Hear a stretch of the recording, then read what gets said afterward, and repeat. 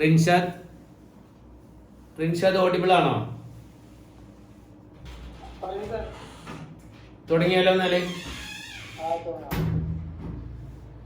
സബിനത്ത് ഉണ്ടോ അറിയില്ല അല്ലേ?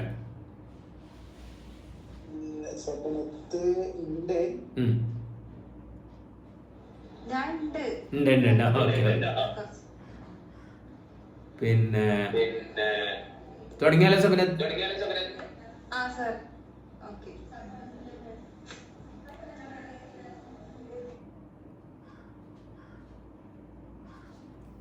സ്ക്രീന് കാണുന്നുണ്ടോ എന്ന് നോക്കണം.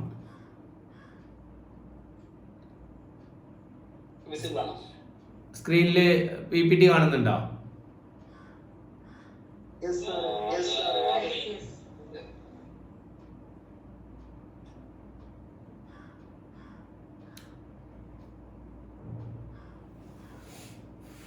അപ്പൊ തുടങ്ങാല്ലേ?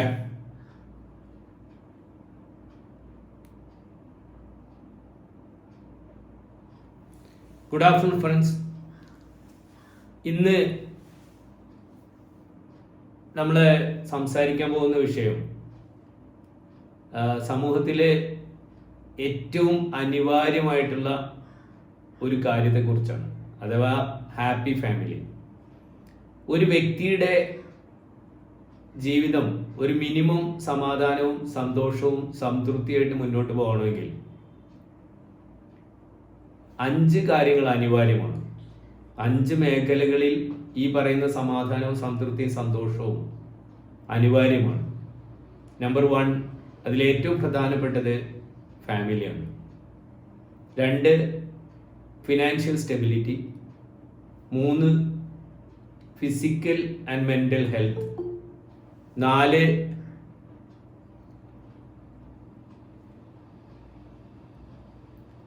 ഈ പറഞ്ഞ പോലെ തന്നെ സോഷ്യലായിട്ടുള്ള ഒരു അക്സെപ്റ്റൻസ്. തീർച്ചയായിട്ടും നമ്മൾ ചെയ്യുന്ന കരിയർ. ഈ 5 മേഖലകളിലും ഒരു ആവറേജ് സമാധാനവും സന്തോഷവും നിലനിർത്താൻ കഴിഞ്ഞെങ്കിൽ മാത്രമേ നമുക്ക് ലൈഫ് ഒരു മിനിമം സ്മൂത്തായിട്ട് പോകുന്നുണ്ട് എന്ന് പറയാൻ പറ്റുള്ളൂ. ഇതിൽ ഏറ്റവും പ്രധാനപ്പെട്ട ഫാമിലി. നമുക്ക് ഒരുപാട് പണമുണ്ട്, നല്ല ജോലിയുണ്ട്, സോഷ്യൽ സ്റ്റാറ്റസ്, നല്ല സോഷ്യൽ സ്റ്റാറ്റസ് ഉണ്ട്, ആരോഗ്യമുണ്ട്. പക്ഷേ ഫാമിലി എന്ന പില്ലർ അത് തകർന്നു പോയി കഴിഞ്ഞാൽ പിന്നെ ബാക്കി 4 എണ്ണത്തെ നമുക്ക് താങ്ങി നിർത്താൻ കഴിയില്ല. ഇതിന്റെ പരിണിത ഫലമാണ് യഥാർത്ഥത്തിൽ കേരളത്തിലെ ആത്മഹത്യകൾ, കൂട്ട ആത്മഹത്യകൾ 39.4% എത്തിയതും അതേപോലെ വിവാഹമോചനങ്ങൾ 40% കൂടുതൽ സംഭവിച്ചുകൊണ്ടിരിക്കുന്നു എന്നതിന്റെ കാരണം. ഇത് മാത്രമല്ല, സമൂഹത്തിലെ പല അപജയങ്ങളിലും പല പ്രശ്നങ്ങളിലും കുടുംബ സംബന്ധമായ അസംതൃപ്തിയും പൊട്ടിച്ചേറ്റലുകളും ഒക്കെ കാരണമാകുന്നുണ്ട് എന്ന് നമുക്കൊക്കെ അറിയാം. 1 ലക്ഷം വിവാഹം ഒരു വർഷം നടക്കുമ്പോൾ അതിൽ 30,000-ഓളം കേസുകൾ വരുന്നു എന്നത് തന്നെ എത്രമാത്രം ഗുരുതരമാണ് ഈ വിഷയം എന്ന് നമ്മളോട് പറയുന്നുണ്ട്. ഇപ്പൊ കുടുംബ സംവിധാനത്തെ കുറിച്ച് സംസാരിക്കുമ്പോൾ ഫാമിലി, ഹാപ്പി മാരീഡ് ലൈഫ് എന്ന വിഷയത്തെ കുറിച്ച് സംസാരിക്കുമ്പോൾ നമുക്കൊക്കെ മനസ്സിൽ ഓടി വരുന്നത് വിവാഹം കഴിഞ്ഞ് കല്യാണം കഴിഞ്ഞ് ആദ്യത്തെ ഒരു 2 മാസം ശരിക്കും പഴയ പ്രിയദർശന്റെ സിനിമ പോലെയാണ്. അവരുടെ ആ സ്നേഹപ്രകടനങ്ങളും പിന്നെ പെരുമാറ്റവും അവരുടെ ആ ജീവിത രീതിയൊക്കെ കാണുമ്പോൾ പലപ്പോഴും മറ്റുള്ളവർക്ക് അസൂയ തോന്നാറുണ്ട്. പക്ഷേ ഒരു 2 വർഷം കഴിയുമ്പോഴേക്ക് അതൊരു സത്യൻ അന്തിക്കാടിന്റെ സിനിമ പോലെ ആവാറുണ്ട്. കുറേശ്ശെ പരിഭവങ്ങളും പ്രശ്നങ്ങളും ഒക്കെ ആയിട്ട് മാറാറുണ്ട്. ഇനി ഒരു 5 വർഷം കഴിയുമ്പോഴോ ഇപ്പോഴത്തെ നമ്മളെ ജയിലർ സിനിമയൊക്കെ പോലെ, കിങ് ഓഫ് കൊത്തൊക്കെ പോലെയാണ്. കാരണം വീട്ടിൽ നടക്കുന്ന സംഘർഷങ്ങൾ കാതങ്ങളോളം കിലോമീറ്ററുകൾ അപ്പുറത്ത് മറ്റുള്ളവർക്ക് മനസ്സിലാക്കാൻ പറ്റുന്ന രീതിയിൽ അല്ലെങ്കിൽ അവരെ അനുഭവിക്കാൻ പറ്റുന്ന രീതിയിൽ മാറാറുണ്ട്.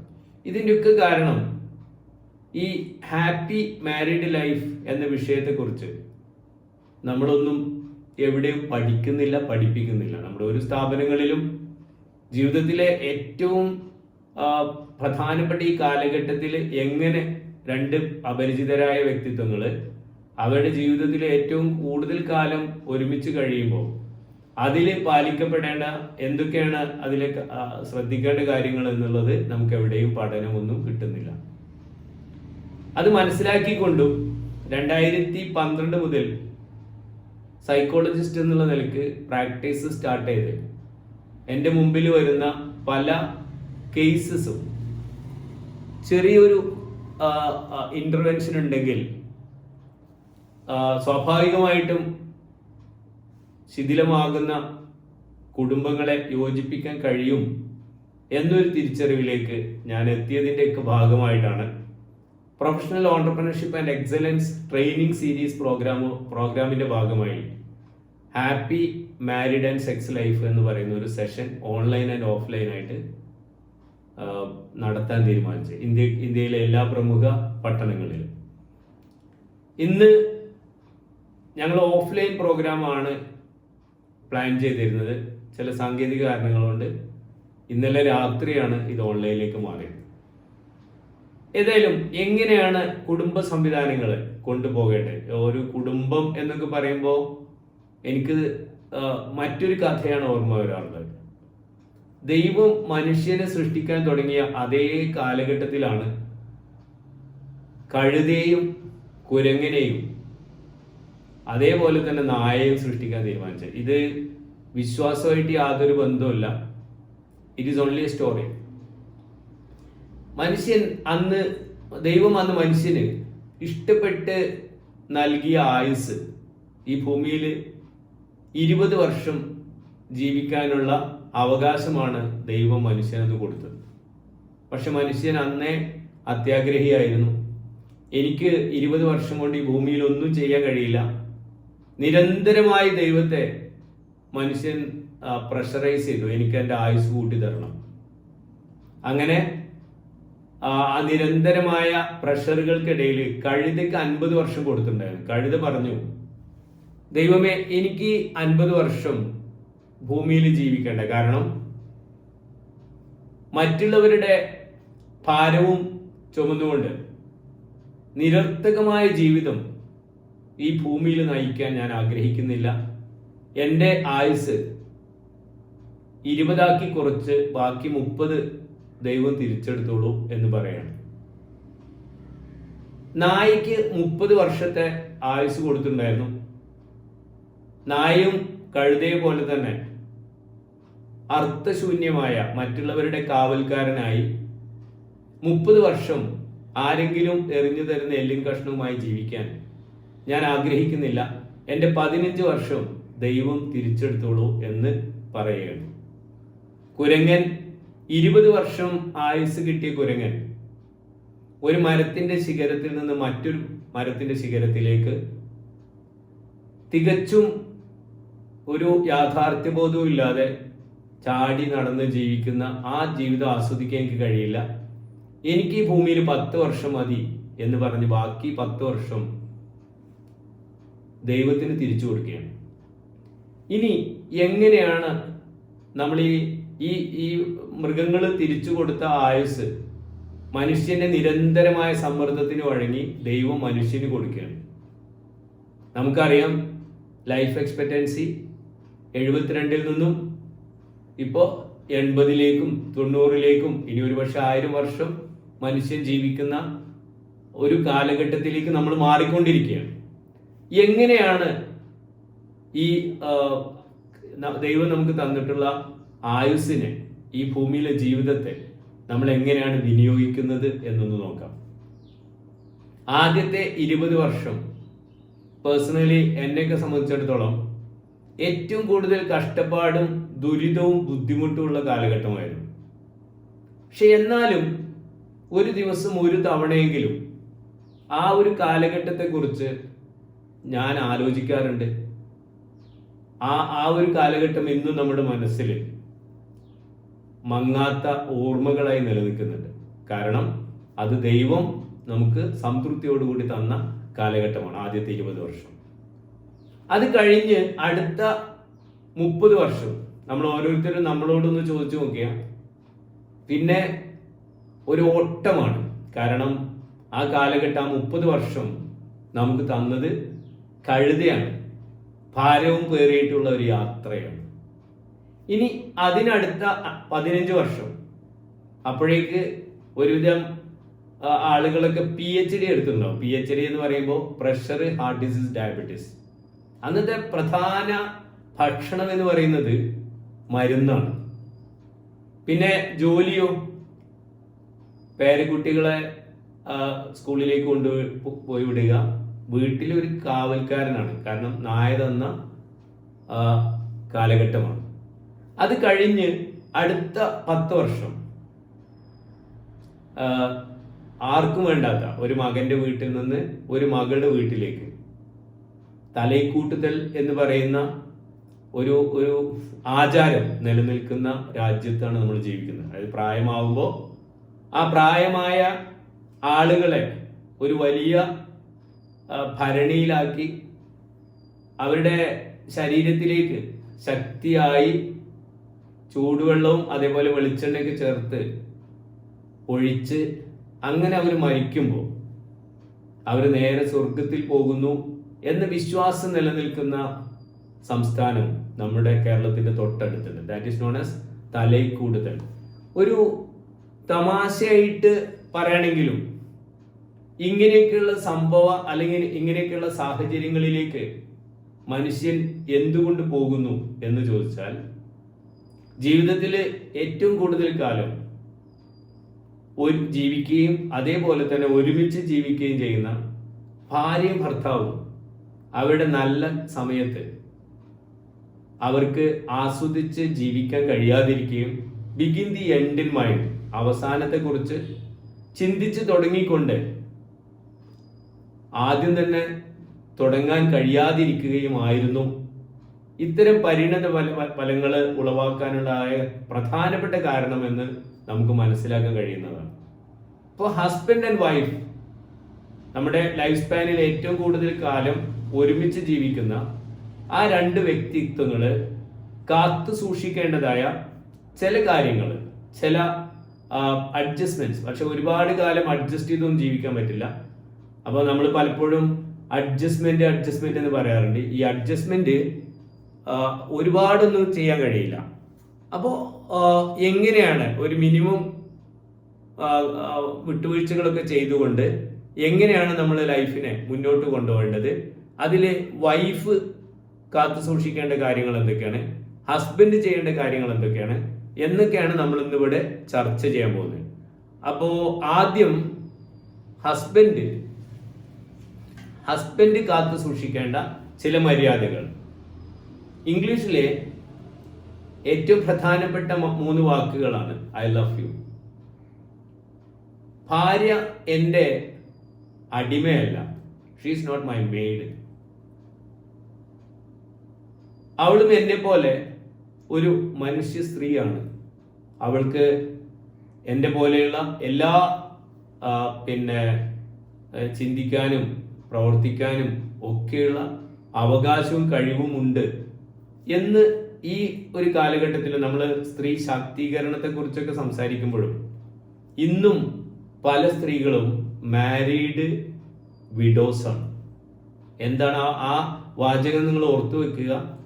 ഈ സെഷൻ കഴിഞ്ഞിട്ട് Q&A സെഷൻ ഉണ്ട്. നിങ്ങൾക്ക് എന്നെ കളിയാക്കാം, വിമർശിക്കാം, ചോദ്യം ചോദിക്കാം, എല്ലാറ്റിനും ഞാൻ അവസരം തരുന്നുണ്ട്. അപ്പോൾ ഈ കൺവെൻഷണൽ സ്റ്റൈലിലുള്ള ഭാര്യ ഭർത്തൃബന്ധം പല കുടുംബങ്ങളിലും ശരിക്കും ഒരു മാരീഡ് വിഡോ ആയിട്ടാണ്, വിവാഹം കഴിഞ്ഞ വിധവയായിട്ടാണ് പല സ്ത്രീകളും ജീവിതം ഇപ്പോഴും ഈ കാലഘട്ടത്തിലും തുടർന്നു കൊണ്ടുപോകുന്നത് എന്നതൊരു യാഥാർത്ഥ്യമാണ്. എന്നാൽ ഫെമിനിസത്തിന്റെ പേരിൽ ഭർത്താവിന്റെ മെക്കിട്ട് കയറുന്നതല്ല സ്വാതന്ത്ര്യം. ഞാൻ പറഞ്ഞ പോലെ 2 പേര് 2 വ്യക്തിത്വങ്ങളാണ് എന്ന രീതിയിൽ മനസ്സിലാക്കിക്കൊണ്ട് മുന്നോട്ട് പോകാൻ കഴിയുക നിസ്വാർത്ഥമായ സ്നേഹം ഭാര്യയ്ക്ക് കൊടുത്തുകൊണ്ടിരിക്കുക എന്നതാണ് ഒരു ഭർത്താവ് ആദ്യമായി ചെയ്യേണ്ട കാര്യം. രണ്ടാമത്തേത്, ഇംഗ്ലീഷിലെ ഏറ്റവും പ്രധാനപ്പെട്ട 3 വാക്കുകൾ, ഇഫ് യു പ്ലീസ്. ഒരു ബോസ് ആയിക്കൊണ്ട് അവൾ ഞാൻ എടുക്കുന്ന തീരുമാനം അവൾ അംഗീകരിക്കേണ്ടതാണ് എന്ന എന്ന രീതിയിൽ ഭാര്യയുമായിട്ട് പെരുമാറുന്ന ആ ഒരു സാഹചര്യം ഒഴിവാക്കുക. ഇങ്ങനെ വരുമ്പോൾ തന്നെ നമുക്ക് അനിയന്ത്രിതമായ ദേഷ്യം വരുന്നുണ്ടെങ്കിൽ അതിൽ നിന്ന് ആ ദേഷ്യത്തെ നിയന്ത്രിക്കാൻ 3 പീസ് നമ്മൾ യൂസ് ചെയ്താൽ മതി. 1 പോസ്, 2 പ്രേ, 3 പ്രൊക്രാസ്റ്റിനേഷൻ. എന്ത് കാരണങ്ങൾ കൊണ്ടാണോ ദേഷ്യം വരുന്നത് അത് ആ വിഷയം അവിടെ സംസാരിക്കുന്നത് നിർത്തുക. തർക്കത്തിന് പകരം ചർച്ചയിലേക്ക് കാര്യങ്ങളെ കൊണ്ടുപോകുക. തർക്കത്തിൽ ഏർപ്പെടുന്നവരും തർക്കിക്കുന്നവരും തോൽക്കുന്ന ഒരു പ്രക്രിയയാണ് തർക്കം നമ്മുടെ ജീവിതത്തിൽ നിന്ന് ഒഴിവാക്കുക. തർക്കിക്കുമ്പോൾ ഞാൻ ജയിച്ചു എന്ന് ഞാൻ അവകാശപ്പെടുന്നു എന്ന് മാത്രമാണ്. തോറ്റവർ അംഗീകരിക്കുമ്പോഴാണല്ലോ ഞാൻ ജയിക്കുന്നത്. തർക്കത്തിൽ ഇന്നേ വരെ ലോകത്ത് ഒരാളും ജയിച്ചിട്ടില്ല എന്നതൊരു യാഥാർത്ഥ്യമാണ്. തർക്കത്തെ തോൽപ്പിക്കാനുള്ള ഏറ്റവും നല്ല മാർഗം തർക്കിക്കാതിരിക്കുക എന്നുള്ളതാണ്. പക്ഷേ 2 വ്യത്യസ്ത ചിന്താഗതികളുള്ള കാഴ്ചപ്പാടുകളുള്ള വ്യക്തികൾ തമ്മിൽ അഭിപ്രായമുണ്ടെങ്കിൽ അവിടെ അഭിപ്രായ വ്യത്യാസം സ്വാഭാവികമാണ്. അഭിപ്രായ വ്യത്യാസം എപ്പോഴും ഉണ്ടാവും. എപ്പോഴും നമ്മൾ ഈച്ചയും ചക്കരയായിട്ട് ജീവിക്കണമെന്നൊന്നുമില്ല. പക്ഷെ അത് നമുക്കിടയിൽ തന്നെ ഒരു തേർഡ് പേഴ്സൺ അവിടെ കയറി വരാതെ ആ അഭിപ്രായ വ്യത്യാസങ്ങളെ നമ്മൾ പറഞ്ഞ് തീർക്കാനുള്ള ഒരു സാഹചര്യം തുടക്കം മുതലേ നമ്മുടെ ഇടയിൽ ഉണ്ടാവണം. അപ്പൊ തർക്കിക്കുക, ഞാൻ ശരിയാണ്, ഞങ്ങൾ ശരിയാണ്, ഞാൻ മാത്രം ശരിയാണ്, ഞങ്ങൾ മാത്രം ശരിയാണ് എന്ന് പറയുമ്പോൾ അവിടെ സംഘർഷം സംഭവിക്കുന്നില്ല. നിങ്ങൾ തെറ്റാണ് എന്ന് പറയുമ്പോഴാണ് അത് തർക്കവും സംഘർഷവുമായി മാറുന്നത്. ഏറ്റവും ആദ്യം കുടുംബ സംവിധാനം നന്നായെങ്കിൽ മാത്രമാണ് സമൂഹവും രാജ്യവും ഒക്കെ നന്നാവാൻ സാധ്യതയുള്ളൂ എന്ന് നമ്മൾ എപ്പോഴും പറയാറുണ്ട്. പ്രവർത്തിക്കാറുണ്ടോ എന്ന് നോക്കിയാൽ മതി. വീട്ടില് വലിയ വഴക്കുകൾ സ്ഥിരമായി നടക്കുന്നുണ്ടെങ്കിൽ അത് സമൂഹത്തിലും അദ്ദേഹത്തിന്റെ കരിയറിലും അതേപോലെ തന്നെ രാജ്യത്തിന്റെ ഒക്കെ ഭാവിയിലും അല്ലെ രാജ്യ സമാധാനത്തിലും ഒക്കെ ഇത് ബാധിക്കും. ഇപ്പോ ഇന്ന് അല്ലെങ്കിൽ ഇതുവരെ നടന്നിട്ടുള്ള വിമാന അപകടങ്ങളിൽ 70% സംഭവിച്ചിട്ടുള്ളത് ടെക്നിക്കൽ ദുരന്തങ്ങളല്ല, മറിച്ച് മനുഷ്യ ദുരന്തമാണ്. ഏറ്റവും ഡെലിക്കേറ്റായിട്ട് കൈകാര്യം ചെയ്യേണ്ട ഓട്ടോമാറ്റിക് ട്രാഫിക് സംവിധാനങ്ങളൊക്കെ മനുഷ്യന്റെ മനസ്സിൽ എന്തെങ്കിലും ഒരു ചാഞ്ചാട്ടം ഉണ്ടായാൽ അതിൻ്റെ പേരിൽ അപകടങ്ങൾ ഉണ്ടാവുന്നു എന്നത് തന്നെയാണ് ഏറ്റവും ലേറ്റസ്റ്റ് ആയിട്ട് നമ്മൾ അഹമ്മദാബാദ് വിമാന ദുരന്തം വരെ നമ്മൾ പഠിപ്പിക്കുന്നത്.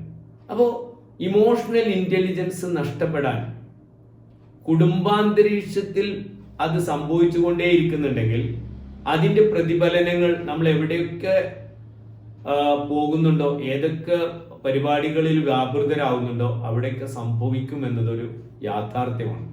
ഇപ്പോൾ അമിതമായ ദേഷ്യം വരാനുള്ള കാരണം തർക്കമാണ്. ആ തർക്കത്തെ ജയിക്കാനുള്ള ഏറ്റവും നല്ല മാർഗം തർക്കിക്കാതിരിക്കുകയാണ്. വീണ്ടും തർക്കത്തിന് ഓപ്പോസിറ്റ് പാർട്ടി വരികയാണെങ്കിൽ നമ്മൾ പ്രാർത്ഥിക്കുക, അല്ലെങ്കിൽ നമ്മളവിടെ ഒന്ന് പോസ് ചെയ്യുക. അത് കഴിഞ്ഞ് അതിന് പറ്റുന്നില്ലെങ്കിൽ നമ്മൾ അവിടെ നിന്ന് മാറി നിൽക്കുക എന്നതാണ് ചെയ്യാൻ നല്ലത്. അപ്പോൾ തർക്കങ്ങൾ കഴിയുന്നതും ഒഴിവാക്കാൻ വേണ്ടി ശ്രമിക്കുക. തർക്കത്തിന് പകരം ചർച്ചയിലേക്ക് കൊണ്ടുവരിക. ദെൻ ബോസ് ആവാൻ ഞാൻ നേരത്തെ പറഞ്ഞു, വൈഫ് ബോസ് അല്ല, വൈഫ് എൻ്റെ മെയ്ഡല്ല, ഷീസ് ലൈക്ക് മീ എന്ന ഒരു ധാരണയുണ്ട്. അപ്പം എന്നെ സംബന്ധിച്ചിടത്തോളം ഞാനൊരു 10 വർഷം പ്രണയിച്ച ആളല്ല എൻ്റെ ഭാര്യ. ഞാൻ ഈ പറഞ്ഞ ഈ വൈകല്യങ്ങളൊക്കെ ഉള്ള ആളായിരുന്നു. കാരണം ഞാൻ വളർന്നു വന്ന സാഹചര്യവും എൻ്റെ ഭാര്യ വളർന്നു വന്ന സാഹചര്യവും തമ്മിൽ വളരെയധികം വ്യത്യാസമുണ്ട്. ഒരു മനുഷ്യൻ്റെ പേഴ്സണാലിറ്റി ഡെവലപ്പ് ചെയ്യുന്നത് 3 ഇയിലൂടെയാണ്: എൻവയോൺമെൻറ്റ്, എക്സ്പീരിയൻസ്, എഡ്യൂക്കേഷൻ. ഏത് തരത്തിലുള്ള പാരന്റിംഗ് ആണ് ആ വ്യക്തിക്ക് കിട്ടിയത്, ഏത് തരത്തിലുള്ള സൗഹൃദങ്ങളാണ് അദ്ദേഹത്തിന് ആ വ്യക്തിക്ക് കിട്ടിയത്, എന്ത് വിദ്യാഭ്യാസമാണ് നേടിയത് എന്നത് 60 വയസ്സായാലും ആ വ്യക്തിയുടെ സ്വഭാവത്തിൽ, പെരുമാറ്റത്തിൽ, അദ്ദേഹത്തിന്റെ വ്യക്തിത്വത്തിൽ പ്രകടമായി കാണാൻ കഴിയും. അപ്പൊ എന്നെ സംബന്ധിച്ചിടത്തോളം വളരെയധികം കഷ്ടപ്പാടും ദുരിതമുള്ള കുട്ടിക്കാലം, അപ്പൊ എൻ്റെ ഏർലി ചൈൽഡ്ഹുഡ് വളരെ സംഘർഷഭരിതമായിരുന്നു. എനിക്ക് എൻ്റെ ഒരു അഡോളസെന്റ് ഏജിലൊക്കെ ഞാൻ മനസ്സിൽ കൊണ്ടു നടന്നത് വേറൊരാളായിരുന്നു. എൻ്റെ വിദ്യാഭ്യാസം ആ രീതിയിലായിരുന്നു. അപ്പൊ തീർച്ചയായിട്ടും അതിൽ നിന്നൊക്കെ രൂപപ്പെട്ട വ്യക്തിത്വം, ഞാൻ കുറച്ച് ഷോർട്ട് ടെമ്പേർഡ് ആയിട്ടുള്ള ആളായിരുന്നു. പക്ഷെ എന്നെ പിന്നെ സ്വഭാവത്തിൽ നിന്ന് ഒരു പരിധി വരെ മാറ്റിയത് എൻ്റെ വൈഫായിരുന്നു. അവള് ഞാൻ ദേഷ്യപ്പെടുമ്പോൾ എടുത്ത നിലപാടുകൾ ഈ 3 P ആയിരുന്നു. അതുകൊണ്ട് അനുഭവമാണല്ലോ ഏറ്റവും വലിയ ഗുരു. പോസ് ചെയ്യാനും പ്രാർത്ഥിക്കാനും ആ പറയുന്ന വിഷയം എന്താണോ അത് തൽക്കാലം മാറ്റിവെക്കാനുള്ള ഒരു ബുദ്ധി അവൾ കാണിച്ചതുകൊണ്ടാണ് ഇന്ന് ഞങ്ങളുടെ വൈവാഹിക ജീവിതം വളരെ സ്മൂത്തായിട്ട് മുന്നോട്ട് കൊണ്ടുപോകാൻ കഴിയുന്നത്. ഇതെനിക്ക് ലോകത്തോട് വിളിച്ചു പറയുന്നതിൽ ഒരു മടിയില്ല. ഭർത്താക്കന്മാർ കാത്തു സൂക്ഷിക്കേണ്ട ഇംഗ്ലീഷിലെ ഏറ്റവും പ്രധാനപ്പെട്ട 5 വാക്കുകൾ: you did A good job. പരസ്യമായി അഭിനന്ദിക്കുക പാർട്ട്ണറെ. അവർ ചെയ്യുന്ന ചെറിയ കാര്യങ്ങൾ പോലും കുട്ടികളുടെ മുമ്പിലാണെങ്കിലും മറ്റുള്ളവരുടെ മുമ്പിലായാലും നീ ചെയ്തത് നന്നായി എന്ന് എസ്പെഷ്യലി ഒരു സ്ത്രീയോട് പറയുമ്പോൾ, അപ്പൊ അവിടെ സ്ത്രീപക്ഷം പുരുഷപക്ഷം എന്നൊക്കെ ഒരു പക്ഷേ നിങ്ങൾക്ക് തോന്നിയേക്കാം. നമുക്ക് സ്വാഭാവികമായിട്ടും സ്ട്രെസ് വരുമ്പോൾ ബോഡി തന്നെ ചെയ്യുന്ന ചിലൊരു മെക്കാനിസം ഉണ്ട്. 3 തരത്തിലാണ് സ്ട്രെസ്സിനെ ബോഡി തന്നെ മാനേജ് ചെയ്യാൻ ശ്രമിക്കുന്നത്. ഒന്നെന്താണ്, നമ്മൾ ഫൈറ്റ് ഓർ ഫ്ലൈറ്റ്, അതായത് ഒന്നുകിൽ ആ സ്ട്രെസ് സംഘർഷത്തിന് കാരണമാകുന്ന അവസ്ഥയെ ഫൈറ്റ് ചെയ്ത് തോൽപ്പിക്കാൻ നമ്മൾ ശ്രമിക്കും. അതല്ലെങ്കിൽ ഫ്ലൈറ്റ് ചെയ്യും. ഫ്ലൈറ്റ് ചെയ്യാന്ന് പറഞ്ഞു കഴിഞ്ഞാൽ സബ്സ്റ്റൻസ് യൂസ് ചെയ്യാൻ ശ്രമിക്കും. രണ്ടാമത്തെ മെത്തേഡ് എന്ന് പറയുന്നത് സെലീസ് മെത്തേഡ്. സെലീസ് മെത്തേഡ് എന്ന് പറയുമ്പോൾ പൂച്ചയെ എലി കാണുമ്പോൾ പൂച്ചയിൽ നിന്ന് രക്ഷപ്പെടാൻ വേണ്ടി എലി എടുക്കുന്ന ചില നിലപാടുകളുണ്ട്. കുറെ ഒന്ന് ഡിഫെൻസീവ് ഒക്കെ ആവാൻ ശ്രമിക്കും, ഒളിക്കാൻ ശ്രമിക്കും, പിന്നെ അങ്ങ് കീഴടങ്ങും. അപ്പോൾ സ്ട്രെസ് വരുമ്പോൾ ചില ആളുകൾ എന്ത് ചെയ്യും, ഇതെന്റെ വിധിയാണ്, ദൈവം എനിക്കിത് തന്നതാണെന്ന് വിശ്വസിച്ച് അങ്ങനെ മുന്നോട്ട് പോകും. ആ സ്ട്രെസ്സിലൂടെ മുന്നോട്ട് പോകും. മൂന്നാമത്തെ മെത്തേഡ് എന്താണ്, ബിഫ്രണ്ടിങ്. നമ്മുടെ വിഷമങ്ങളും ദുഃഖങ്ങളും ഒക്കെ നമ്മൾ മറ്റുള്ളവരോട് തുറന്നു പറയുമ്പോൾ അവരുടെ കാരുണ്യം കൊണ്ട്, അവർ നമ്മളോട് കാണിക്കുന്ന സഹതാപത്തിലൂടെ സമാധാനം ഉണ്ടാക്കാൻ ശ്രമിക്കുന്ന ആ ഒരു മെത്തേഡിനെയാണ് നമ്മൾ ബിഫ്രണ്ടിങ്, ടെൻഡിങ് ആൻഡ് ബിഫ്രണ്ടിങ് എന്ന് പറയുന്നത്. ഈ ബിഫ്രണ്ടിങ്ങിൽ ഓക്സിറ്റോസിൻ എന്ന ഹോർമോൺ പ്രൊഡ്യൂസ് ചെയ്യുകയും അതിലൂടെ ഒരു സമാധാനവും സന്തോഷവും കിട്ടുന്ന സാഹചര്യം പുരുഷനേക്കാൾ കൂടുതൽ സ്ത്രീകൾക്കുള്ളത് കൊണ്ടാണ് പലപ്പോഴും ഈ പൂർവ്വ വിദ്യാർത്ഥി സംഗമങ്ങളൊക്കെ നടക്കുമ്പോൾ 10ഉം 60ഉം വയസ്സുള്ള ആളുകൾ പഴയ പ്രണയത്തിന്റെ പേരിലൊക്കെ വീണ്ടും അത് കുത്തിപ്പൊക്കി അതിന്ന് കേരളത്തിൽ തുടർക്കഥയായി മാറിയിരിക്കുകയാണ്. അപ്പോ ഇവിടെ പുരുഷ സ്ത്രീ സമത്വം എന്നൊക്കെ പറഞ്ഞ് ചിലപ്പോൾ തർക്കിക്കാൻ, ഇത് കഴിഞ്ഞ് നിങ്ങൾക്ക് ചോദ്യങ്ങൾ ചോദിക്കാം. അപ്പോ സ്ത്രീകളെ പുരുഷനേക്കാൾ ഒരിത്തിരി കൂടുതൽ അംഗീകാരം പരസ്യമായി കിട്ടാൻ ആഗ്രഹിക്കുന്നവരാണ്. എല്ലാ മനുഷ്യരും ആഗ്രഹിക്കുന്നുണ്ട്. You did A good job, congratulations എന്ന് പറയുന്ന ഒരു രീതി വീട്ടിലുണ്ടാവുകയും പ്രത്യേകിച്ച് കുട്ടികളൊക്കെ കാണുക അല്ലെങ്കിൽ മറ്റുള്ളവരുടെ മുമ്പിൽ അവർ അഭിനന്ദിക്കുന്ന ശീലം ഉണ്ടാവുക, മറ്റുള്ളവരുടെ മുമ്പിൽ ഇകഴ്ത്താതിരിക്കാൻ ശ്രമിക്കുക എന്നതാണ്. ഇകഴ്ത്താതിരിക്കാൻ ശ്രമിക്കുക അല്ല, ഇകഴ്ത്താതിരിക്കുക എന്നൊരു നയം ഭർത്താവ് കൈക്കൊള്ളേണ്ടതാണ്. ഓരോ ദിവസവും ഞാൻ എന്താണ് ചെയ്യേണ്ടത്, അവൾക്ക് അവളുടേതായ ആഗ്രഹങ്ങളും അഭിലാഷങ്ങളും താല്പര്യങ്ങളൊക്കെ ഉണ്ടാവും. അപ്പൊ അത് എല്ലാ ദിവസവും ചോദിച്ചറിയാൻ വേണ്ടി ശ്രമിക്കുക. അടുത്ത ഭർത്താവ് ചെയ്യേണ്ടത് ഡോൺ ബ്ലെയിം, കുറ്റപ്പെടുത്താതിരിക്കുക. ചിലരെങ്കിലും ഞാൻ കണ്ടിട്ട് ഒരു തമാശയുടെ ഭാഗമായി സുഹൃത്തുക്കളുടെയൊക്കെ മുമ്പിൽ തൻ്റെ ഭാര്യയെ പറ്റി, അത് ഭാര്യയെ പറ്റി മാത്രമല്ല മക്കളെ പറ്റിയും ചിലർ നന്നായിട്ട് പൊക്കി പറയും, ചിലര് അവരുടെ കുറ്റം പറയും. Never ever do that. That is known as nagging. അത് എന്തിന്റെ പേരിലായാലും the greatest desire of a human being is the desire to be recognized. The feeling of unwantedness നമ്മൾ ആരും ആഗ്രഹിക്കുന്നില്ല. അപ്പൊ മറ്റുള്ളവരുടെ മുമ്പിൽ കുറ്റപ്പെടുത്തുന്ന സാഹചര്യങ്ങൾ ഒഴിവാക്കാൻ ശ്രമിക്കുക. നമുക്കറിയാം ഏറ്റവും വില കൂടിയ ദ്രാവകം ഏതാണെന്ന് ചോദിച്ചു കഴിഞ്ഞാൽ സയന്റിഫിക്കലി ഒരുപാട് ദ്രാവകങ്ങളുടെ പേരുകൾ നിങ്ങൾക്ക് പറയാൻ കഴിയും. പക്ഷേ ഏറ്റവും വില കൂടിയ ദ്രാവകം എന്ന് പറയുന്നത് അത് ടീയേഴ്സ് ആണ്, ഹ്യൂമൻ ടീയേഴ്സ് ആണ്. അത് 90% ഫീലിങ്സ് ആണ്, 1% വെള്ളമാണ്. അപ്പൊ ഒരിക്കൽ പോലും നമ്മുടെ വാക്കുകളിലൂടെ മറ്റുള്ളവരുടെ കണ്ണുനീര് വരാതിരിക്കാൻ ശ്രമിക്കുക എന്നത് ഭർത്താവ് ചെയ്യേണ്ട ഒരു പ്രധാനപ്പെട്ട കാര്യമാണ്. Next, pray for each other. മറ്റുള്ളവരുടെ പ്രാർത്ഥനകളിലും മറ്റുള്ളവരുടെ ചിന്തകളിലും നമ്മൾ ഉണ്ടാവുക എന്നതും ഒരു മനുഷ്യനെ സംബന്ധിച്ചിടത്തോളം, ഒരു വ്യക്തിയെ സംബന്ധിച്ചിടത്തോളം ഏറ്റവും സമ്പുഷ്ടമായ സ്ഥലങ്ങളാണ്. അപ്പൊ ഭാര്യയും ഭർത്താവും പരസ്പരം അവർക്ക് വേണ്ടിയിട്ട്, പാർട്ട്ണർക്ക് വേണ്ടി പ്രാർത്ഥിക്കുന്ന ഒരു ഒരു ഒരു സംവിധാനം വീട്ടിലുണ്ടാവുക. ഒരുമിച്ച് ഭക്ഷണം കഴിക്കുക, ഒരു നേരം എങ്കിലും ഒരുമിച്ച് ഭക്ഷണം കഴിക്കുന്ന രീതി നിലനിൽക്കുന്ന വീടുകളിൽ ശരിക്ക് പ്രോബ്ലംസ് ഉണ്ടാവില്ല. നമ്മളെല്ലാറ്റിനും അമേരിക്കക്കാരനെയും യൂറോപ്പുകാരെയൊക്കെ കുറ്റപ്പെടുത്തും. അമേരിക്കൻ സംസ്കാരമാണ്, യൂറോപ്യൻ സംസ്കാരമാണ്, എല്ലാ അപജയങ്ങളുടെയും കാരണം ഇതാണെന്നൊക്കെ പറയാറുണ്ട്. എൻ്റെ സുഹൃത്തുക്കൾ മനസ്സിലാക്കേണ്ടത്, you should spend at least 15 minutes a week for serious discussion with your family members at home എന്ന് പറഞ്ഞത് അമേരിക്കൻ ഫാമിലി അസോസിയേഷനാണ്. അപ്പൊ അമേരിക്കക്കാർ കുടുംബമില്ലാത്തവരോ അല്ലെങ്കിൽ സ്നേഹമില്ലാത്തവരോ ഒന്നുമല്ല, അത് നമ്മുടെ ഒരു തെറ്റിദ്ധാരണയാണ്. ഒരു ആഴ്ചയിൽ 15 മിനിറ്റെങ്കിലും സീരിയസ് ആയിട്ട് നിങ്ങൾ കുടുംബാംഗങ്ങളുമായി സംവദിക്കാൻ സമയം കാണണം എന്ന് അമേരിക്കൻ ഫാമിലി അസോസിയേഷൻ പറയുന്നുണ്ടെങ്കിൽ എനിക്ക് എൻ്റെ സുഹൃത്തുക്കളോട് പറയാനുള്ളത്, ഒരു ദിവസം ഒരു നേരം ഒരുമിച്ചിരുന്ന് ഭക്ഷണം കഴിക്കുക. സമൂഹത്തിലെ പല പ്രോബ്ലംസിനും സൊല്യൂഷൻ നമുക്ക് ആ ഡൈനിങ് ഹാളിൽ നിന്ന് ഉണ്ടാക്കാൻ കഴിയും. പരസ്പരം there are more emojis, no emotions. നമ്മൾ സംസാരിക്കുന്നുണ്ട്, കാരണം നമ്മുടെ മുമ്പിൽ, നമ്മുടെ കയ്യിൽ ഗാഡ്ജറ്റ് ഉണ്ട്. നമ്മൾ കേരളത്തിൽ ഇരുന്നു കൊണ്ട് UK ആളുകളുമായി സംവദിക്കുന്നുണ്ട്. പക്ഷെ തൊട്ടടുത്തിരിക്കുന്ന ഭാര്യയും ഭർത്താവും തമ്മിൽ കമ്മ്യൂണിക്കേറ്റ് ചെയ്യുന്നില്ല, തൊട്ടടുത്തിരിക്കുന്ന മകനും മകളുമായിട്ട് കമ്മ്യൂണിക്കേറ്റ് ചെയ്യുന്നില്ല എന്നൊരു ഗുരുതരമായ പ്രശ്നമാണ് എന്ന അനുഭവത്തിന്റെ വെളിച്ചത്തിലാണ് ഞാൻ പറയുന്നത്. അപ്പോൾ ഒരു ദിവസം ഒരു നേരമെങ്കിലും ഒരുമിച്ചിരുന്ന് ഭക്ഷണം കഴിക്കുക. ആ സമയത്ത് മൊബൈൽ ഫോണും മറ്റുള്ളതൊക്കെ ഒഴിവാക്കിയിട്ടൊന്ന് ശ്രമിച്ചാൽ ഒരു മാസം ഈ ശീലം നിങ്ങൾ തുടരുമ്പോൾ നിങ്ങൾക്ക് നഷ്ടപ്പെട്ട പല സന്തോഷ മുഹൂർത്തങ്ങളും നിങ്ങൾക്ക് തിരിച്ചു കൊണ്ടുവരാൻ കഴിയും. ഭർത്താവ് അടുത്തതായി ചെയ്യേണ്ടത് ഭാര്യയുടെ ഡിമാൻഡ്സ്, ആവശ്യങ്ങൾ മറക്കാതിരിക്കുക എന്നുള്ളതാണ്. പുരുഷന്മാരുടെ ഏറ്റവും വലിയ പ്രശ്നം ഭാര്യ ഓർക്കുന്നു എന്നതാണ്.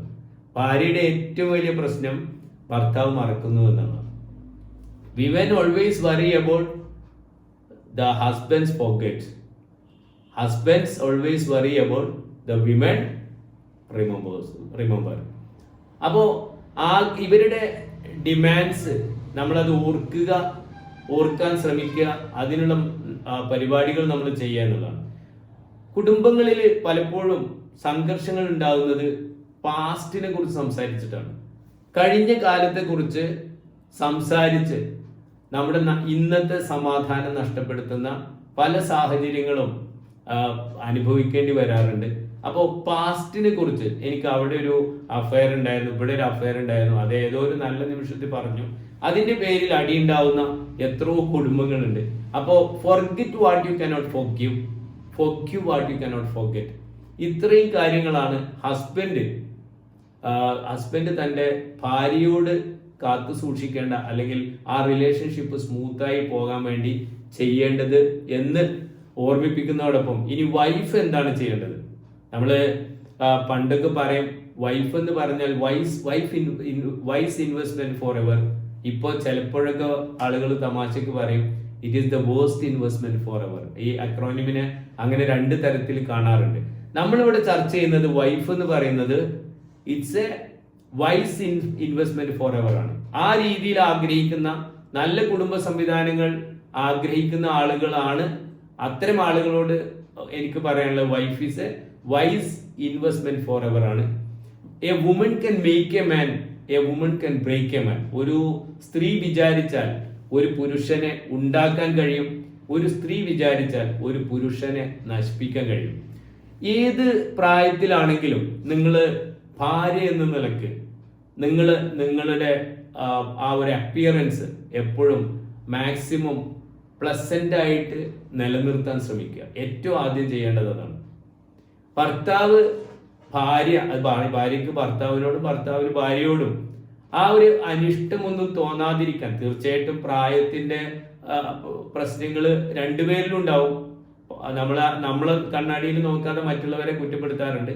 അപ്പൊ ആ ഏജ് റോളിങ് എന്നുള്ളത് സ്വാഭാവികമാണ് എന്ന് ഉൾക്കൊണ്ടുകൊണ്ട് തന്നെ നമ്മൾ മാക്സിമം പ്ലസന്റ് ആയി, ബ്യൂട്ടിഫുൾ ആയി, ഹാൻസം ആയി ഹസ്ബൻഡും അതേപോലെ ബ്യൂട്ടിഫുൾ ആയി ഭാര്യയെ നിലനിൽക്കാൻ ശ്രമിക്കുക. എപ്പോഴും പ്ലസന്റ് ആവുക. വേറെ smile on your face when you are meeting your partner. രാവിലെ ആയാലും വൈകുന്നേരം ആയാലും ആ ഒരു പ്ലസന്റ്നെസ് നിലനിർത്താൻ ശ്രമിക്കുക എന്നുള്ളതാണ് ഭാര്യ ആദ്യം ചെയ്യേണ്ട പ്രധാനപ്പെട്ട കാര്യം. നേരത്തെ ഭർത്താവിനോട് പറഞ്ഞ പോലെ തന്നെ ഭാര്യയും ശ്രദ്ധിക്കേണ്ടത് talk to him, not about to him. നിങ്ങൾക്ക് പറയാനുള്ള കാര്യങ്ങൾ നിങ്ങളുടെ ഭർത്താവിനോട് പറയുന്നതാണ് നല്ലത്. അത് വേറൊരാളിലൂടെ ഭർത്താവിനെ അറിയിക്കുന്നതിൽ പലപ്പോഴും അത് ബുദ്ധിമുട്ടുണ്ടാക്കും. എന്തൊക്കെ അപ്രിയമായതാണെങ്കിലും നിങ്ങൾ തമ്മിൽ ഓപ്പൺ കമ്മ്യൂണിക്കേഷൻ. ഇന്ന് കേരളത്തിൽ സംഭവിക്കുന്ന കൂട്ട ആത്മഹത്യകളിൽ 85% ഇംഗ്ലീഷിലെ 4 വാക്കുകൾ ഉപയോഗിക്കാത്തതാണ് എന്നതൊരു യാഥാർത്ഥ്യമാണ്. എന്താണ് 4 വാക്കുകൾ? What is your opinion? എന്താണ് നിന്റെ അഭിപ്രായം? എന്താണ് നിന്റെ അഭിപ്രായം എന്ന് ഭാര്യയോട് ചോദിക്കാതിരിക്കാൻ പലപ്പോഴും ഒരു കൺവെൻഷണൽ ട്രഡീഷണൽ ഫാമിലിയിൽ ഹസ്ബൻഡ് ശ്രമിക്കുന്നതിന്റെ കാരണം, സത്യസന്ധമായി പറഞ്ഞാൽ, ദുഃഖം, വിഷമം, സങ്കടം, പ്രയാസങ്ങൾ, സ്ട്രെസ് വരുന്ന കാര്യങ്ങളൊന്നും ഞാൻ എൻ്റെ കുടുംബത്തിലേക്ക് എത്തിക്കുന്നില്ല. ഞാൻ എൻ്റെ കുടുംബത്തിലേക്ക് അത്തരം കാര്യങ്ങൾ എത്തിക്കുമ്പോൾ ഞാൻ ഏതായാലും വിഷമിക്കുകയാണ്. എൻ്റെ ഭാര്യ, എൻ്റെ മക്കള് അങ്ങനെ വിഷമിക്കരുത്. ഇതൊരു തെറ്റായ ശീലമാണ്. ഈ രീതിയിൽ കുടുംബങ്ങൾ മുന്നോട്ട് പോകുന്നത് കൊണ്ട് തന്നെയാണ് 85% കൂട്ട ആത്മഹത്യകൾ കേരളത്തിൽ സംഭവിക്കുന്നത്. ഉദാഹരണത്തിന്, ഭർത്താവ് വലിയ കടബാധ്യതയിലാണ്. ഒരു ദിവസം ഭർത്താവ് രാത്രി സാധാരണ സമയം കഴിഞ്ഞിട്ടും ഭർത്താവ് ഉറങ്ങുന്നില്ല. അന്ന് ഭാര്യ ചോദിക്കുന്നുണ്ട്, എന്തായിട്ട് പറ്റി? ഓരോ പ്രാവശ്യം ചോദിക്കുമ്പോഴും ഭർത്താവ് പറയാണ് ഒന്നുമില്ല. പക്ഷെ ഇദ്ദേഹം ഉറങ്ങുന്നില്ല. പുലർച്ചെ 1 മണിക്കും 2 മണിക്കും കണ്ണു വിഴിച്ച് കിടക്കുന്ന ഭർത്താവിനോട് അവസാനം ഭാര്യ നിർബന്ധിച്ച് ചോദിക്കുകയാണ്, എന്താണ് പറ്റിയെന്ന് പറയാതെ ഇനി നിങ്ങൾ വിടില്ല. അപ്പൊ ഭർത്താവ് പറയാണ്, കടം വാങ്ങിയ ആളുകൾ അത് എനിക്ക് കൊടുക്കാൻ കഴിയാത്തത് കാരണം വീട്ടിലേക്ക് രാവിലെ വരുന്നുണ്ട്. ഇനി എന്നെ സംബന്ധിച്ചിടത്തോളം ഒന്നും ചെയ്യാനില്ല. ഇപ്പൊ ഭാര്യ സ്വാഭാവികമായിട്ടും ചോദിക്കുകയാണ് തിരിച്ച്, കടമോ? കടം വാങ്ങി എന്ന് പറയുമ്പോൾ ഈ കടം വാങ്ങിയത് അദ്ദേഹം സ്വന്തം ആവശ്യത്തിനല്ല, അദ്ദേഹം ദൂർത്തടിക്കാൻ വേണ്ടിയല്ല, അദ്ദേഹം മദ്യവും മയക്കുമരുന്ന് ഉപയോഗിക്കാൻ വേണ്ടിയിട്ടല്ല, അദ്ദേഹം ഈ കുടുംബത്തിലേക്ക് കൊണ്ടുവന്നാണ്. പക്ഷേ ഭാര്യയോടോ മക്കളോടോ ഈ വിഷയം അദ്ദേഹം സംസാരിച്ചിട്ടില്ല. അപ്പൊ ഭാര്യയെ കുറ്റപ്പെടുത്തിയിട്ട് കാര്യമില്ല, കുട്ടികളെ കുറ്റപ്പെടുത്തിയിട്ട് കാര്യമില്ല. വിഷമമുള്ള കാര്യങ്ങൾ, സംഘർഷഭരിതമായ കാര്യങ്ങൾ, അസന്തോഷമുള്ള കാര്യങ്ങൾ എൻ്റെ കുടുംബത്തിലേക്ക് എത്തിച്ച് അവരെ കൂടി ബുദ്ധിമുട്ടിക്കേണ്ട എന്ന് ചിന്തിക്കുന്ന ആ ചിന്താഗതി തികച്ചും നിരർത്ഥകമാണ്, ചെയ്യാൻ പാടില്ലാത്തതാണ്. അവസാനം ഭാര്യ ഒന്നും ചെയ്യാൻ നിസ്സഹായാണ്. അപ്പോ ഈ ചോദ്യം കേൾക്കുമ്പോൾ ഇദ്ദേഹത്തിന്, ഞാൻ ആർക്ക് വേണ്ടിയാണോ ഇതൊക്കെ ചെയ്തത് അവരെന്നോട് തിരിച്ചു ചോദിക്കുകയാണ്, ഇനി എൻ്റെ മുമ്പിൽ വേറെ വഴികളില്ല. അദ്ദേഹം പറയുന്നു, ഉറങ്ങിക്കിടക്കുന്ന കുട്ടികൾക്ക് ഞാൻ കൊണ്ടുവന്നിട്ടുള്ള ഫ്യൂരിഡാനും പെപ്സിയും കൊടുക്കുക, നമ്മൾ 2 പേര് കഴിക്കുക. ഞാനിത് വെറുതെ ഏറുന്നെടുത്ത് പറയുന്നതല്ല. നിങ്ങൾ ഇന്ന് മുതൽ പത്രം വായിച്ചാൽ നിങ്ങൾക്ക് മനസ്സിലാക്കാൻ പറ്റും എന്താണ് നിന്റെ അഭിപ്രായം എന്ന് ചോദിക്കുന്ന രീതി കുടുംബങ്ങളിൽ ഇല്ലാത്തത് തന്നെയാണ് ഇത്തരം ദുരവസ്ഥയിലേക്ക് സമൂഹത്തെ തള്ളിവിടുന്നത് എന്നൊരു യാഥാർത്ഥ്യമാണ്. ഈ നേരത്തെ ഞാൻ ഒരുമിച്ചിരുന്ന് ഭക്ഷണം കഴിക്കുക എന്ന് പറയുന്നത്, ഇത്തരം കാര്യങ്ങളൊക്കെ നമ്മുടെ കുട്ടികളും അറിയണം. പലപ്പോഴും കുടുംബങ്ങളിൽ നിലനിൽക്കുന്ന ഒരു സംഗതി, നമ്മുടെ കുട്ടികളെ ബുദ്ധിമുട്ടുകളൊന്നും അറിയിപ്പിക്കരുത്. അത് ഏറ്റവും വലിയ തെറ്റാണ് നമ്മൾ ചെയ്യുന്നത്. എൻ്റെ മകൻ അറിയണം ഞാൻ ഉണ്ടാക്കുന്ന 1 രൂപ എങ്ങനെയാണ് ഉണ്ടാക്കുന്നതെന്ന് എൻ്റെ മകൻ അറിയണം. ഈ റിവേഴ്സ് മോട്ടിവേഷനിലൂടെ കുട്ടികൾ എങ്ങനെയൊന്നും പറയരുതെന്ന് പറയുന്നവരുണ്ടാവാം. അവർക്ക് കുടുംബ സംവിധാനത്തെ കുറിച്ച് അറിയില്ല. അപ്പോ രക്ഷിതാവ്, അച്ഛൻ, അമ്മ, കുട്ടി 2 വയസ്സ് മുതൽ 6 വയസ്സ് വരെ 10ഓളം ഡെവലപ്മെന്റ് നടക്കുന്ന ഏർലി ചൈൽഡ്ഹുഡ് കാലഘട്ടത്തിൽ അച്ഛനും അമ്മയും മക്കൾക്ക് റോൾ മോഡൽ ആവണം. അത് ഈ പറഞ്ഞ എല്ലാ മേഖലയിലും values and discipline, creativity, communication, confidence, optimism, interpersonal relations തുടങ്ങിയിട്ടുള്ള ഒരുപാട് ഡെവലപ്മെന്റ് നടക്കുന്നത് ആ സമയത്താണ്. അവിടെ നിങ്ങൾ എന്ത് തരത്തിലുള്ള അന്തരീക്ഷമാണ് അവർക്ക് ഒരുക്കി കൊടുത്തത്, അതിലൂടെയാണ് അവർ ജീവിതത്തെ മനസ്സിലാക്കുകയും ഒക്കെ ചെയ്യുന്നത്. അപ്പോൾ സാന്ദർഭികമായി പറയുമ്പോൾ 4 തരത്തിലുള്ള പാരന്റിങ് ആണ് ഉണ്ടാവുക. പാരന്റിങ് രൂപങ്ങളാണുള്ളത്. ഒന്ന് ഹിറ്റ്ലർ പാരന്റ്. അച്ഛൻ പുറത്തിരിക്കുന്നുണ്ട്, അതുകൊണ്ട് അങ്ങോട്ട് പോകരുത്. അച്ഛൻ ഉമ്മറത്തിരിക്കുന്നുണ്ട്, അപ്പൊ അതുകൊണ്ട് അതുവഴി പോകരുത്, അങ്ങനെ പഠിപ്പിക്കുന്ന ആ രീതിയിൽ ഉള്ള അച്ഛന്മാരുണ്ട്. ഇത് ശരിക്കും വിവരമില്ലാത്ത അച്ഛന്മാരാണ്. അച്ഛൻ എന്താ ഡോബർമാനാണോ? അപ്പൊ ഇങ്ങനെയല്ല കുട്ടികൾ പഠിപ്പിക്കേണ്ടത്. ദെൻ അങ്ങനെ വളർത്തുന്ന, അതാണ് ഹിറ്റ്ലർ പാരന്റിങ് എന്ന് പറയുന്നത്. ഇങ്ങനെ അമിതമായ ഭയം, ആ ഭയപ്പാടോടുകൂടി വളർത്തുന്ന കുട്ടികള് ഈവൻ എത്ര പ്രായമായാലും അവർ 3 തരത്തിലുള്ള പേഴ്സണാലിറ്റീസ് ആയിട്ട് മാറും. ഒന്ന്, അവനൊരു വലിയ ക്രിമിനലായി മാറും. കാരണം അവന്റെ ഫ്രസ്ട്രേഷൻ മുഴുവൻ അവൻ മറ്റുള്ളവരുടെ അടുത്ത് കാണിക്കും. മിനിഞ്ഞാന്ന് ഞാനൊരു കേസ് ഡീൽ ചെയ്തു. അയാളെ സംബന്ധിച്ചിടത്തോളം അയാൾ ആരെങ്കിലും ഉപദ്രവിച്ചിട്ടുണ്ടെങ്കിൽ അയാൾ 2 കഥ എന്നോട് പറയണം. ഒന്ന്, ഒരാൾ അയാളെ കയ്യിൽ നിന്ന് എന്തോ ഒന്ന് വാങ്ങി ഓടി. എന്നിട്ട് എന്തോ ഒരു സാധനം, എനിക്ക് തോന്നുന്നത് അദ്ദേഹത്തിന്റെ പേന എന്തോ എടുത്തിട്ട് അയാൾ ജസ്റ്റ് ഒന്ന് അപ്പുറത്തേക്ക് ഇട്ടു. ഒരു തമാശ ചെയ്താണ്. 5 വർഷം കഴിഞ്ഞിട്ട് ആ വ്യക്തിയെ കണ്ടിട്ട് അദ്ദേഹത്തിന്റെ കയ്യിലൊരു വാച്ച് ഉണ്ട്, ടൈറ്റാന്റെ വാച്ച്. ഈ വാച്ച് നിന്റെ കയ്യിൽ എന്താണത്? അത് പുതിയ ടൈറ്റാൻ വാച്ച്. ആരെ തന്നത്? എന്റെ അളിയൻ തന്നാണ്. അതൊന്ന് എനിക്ക് താന്ന് പറഞ്ഞു. അത് വാങ്ങിയിട്ട് അയാൾ ദൂരേക്ക് എറിഞ്ഞ് ടൈറ്റൻ വാച്ച്. ആ വാച്ച് പൊട്ടി.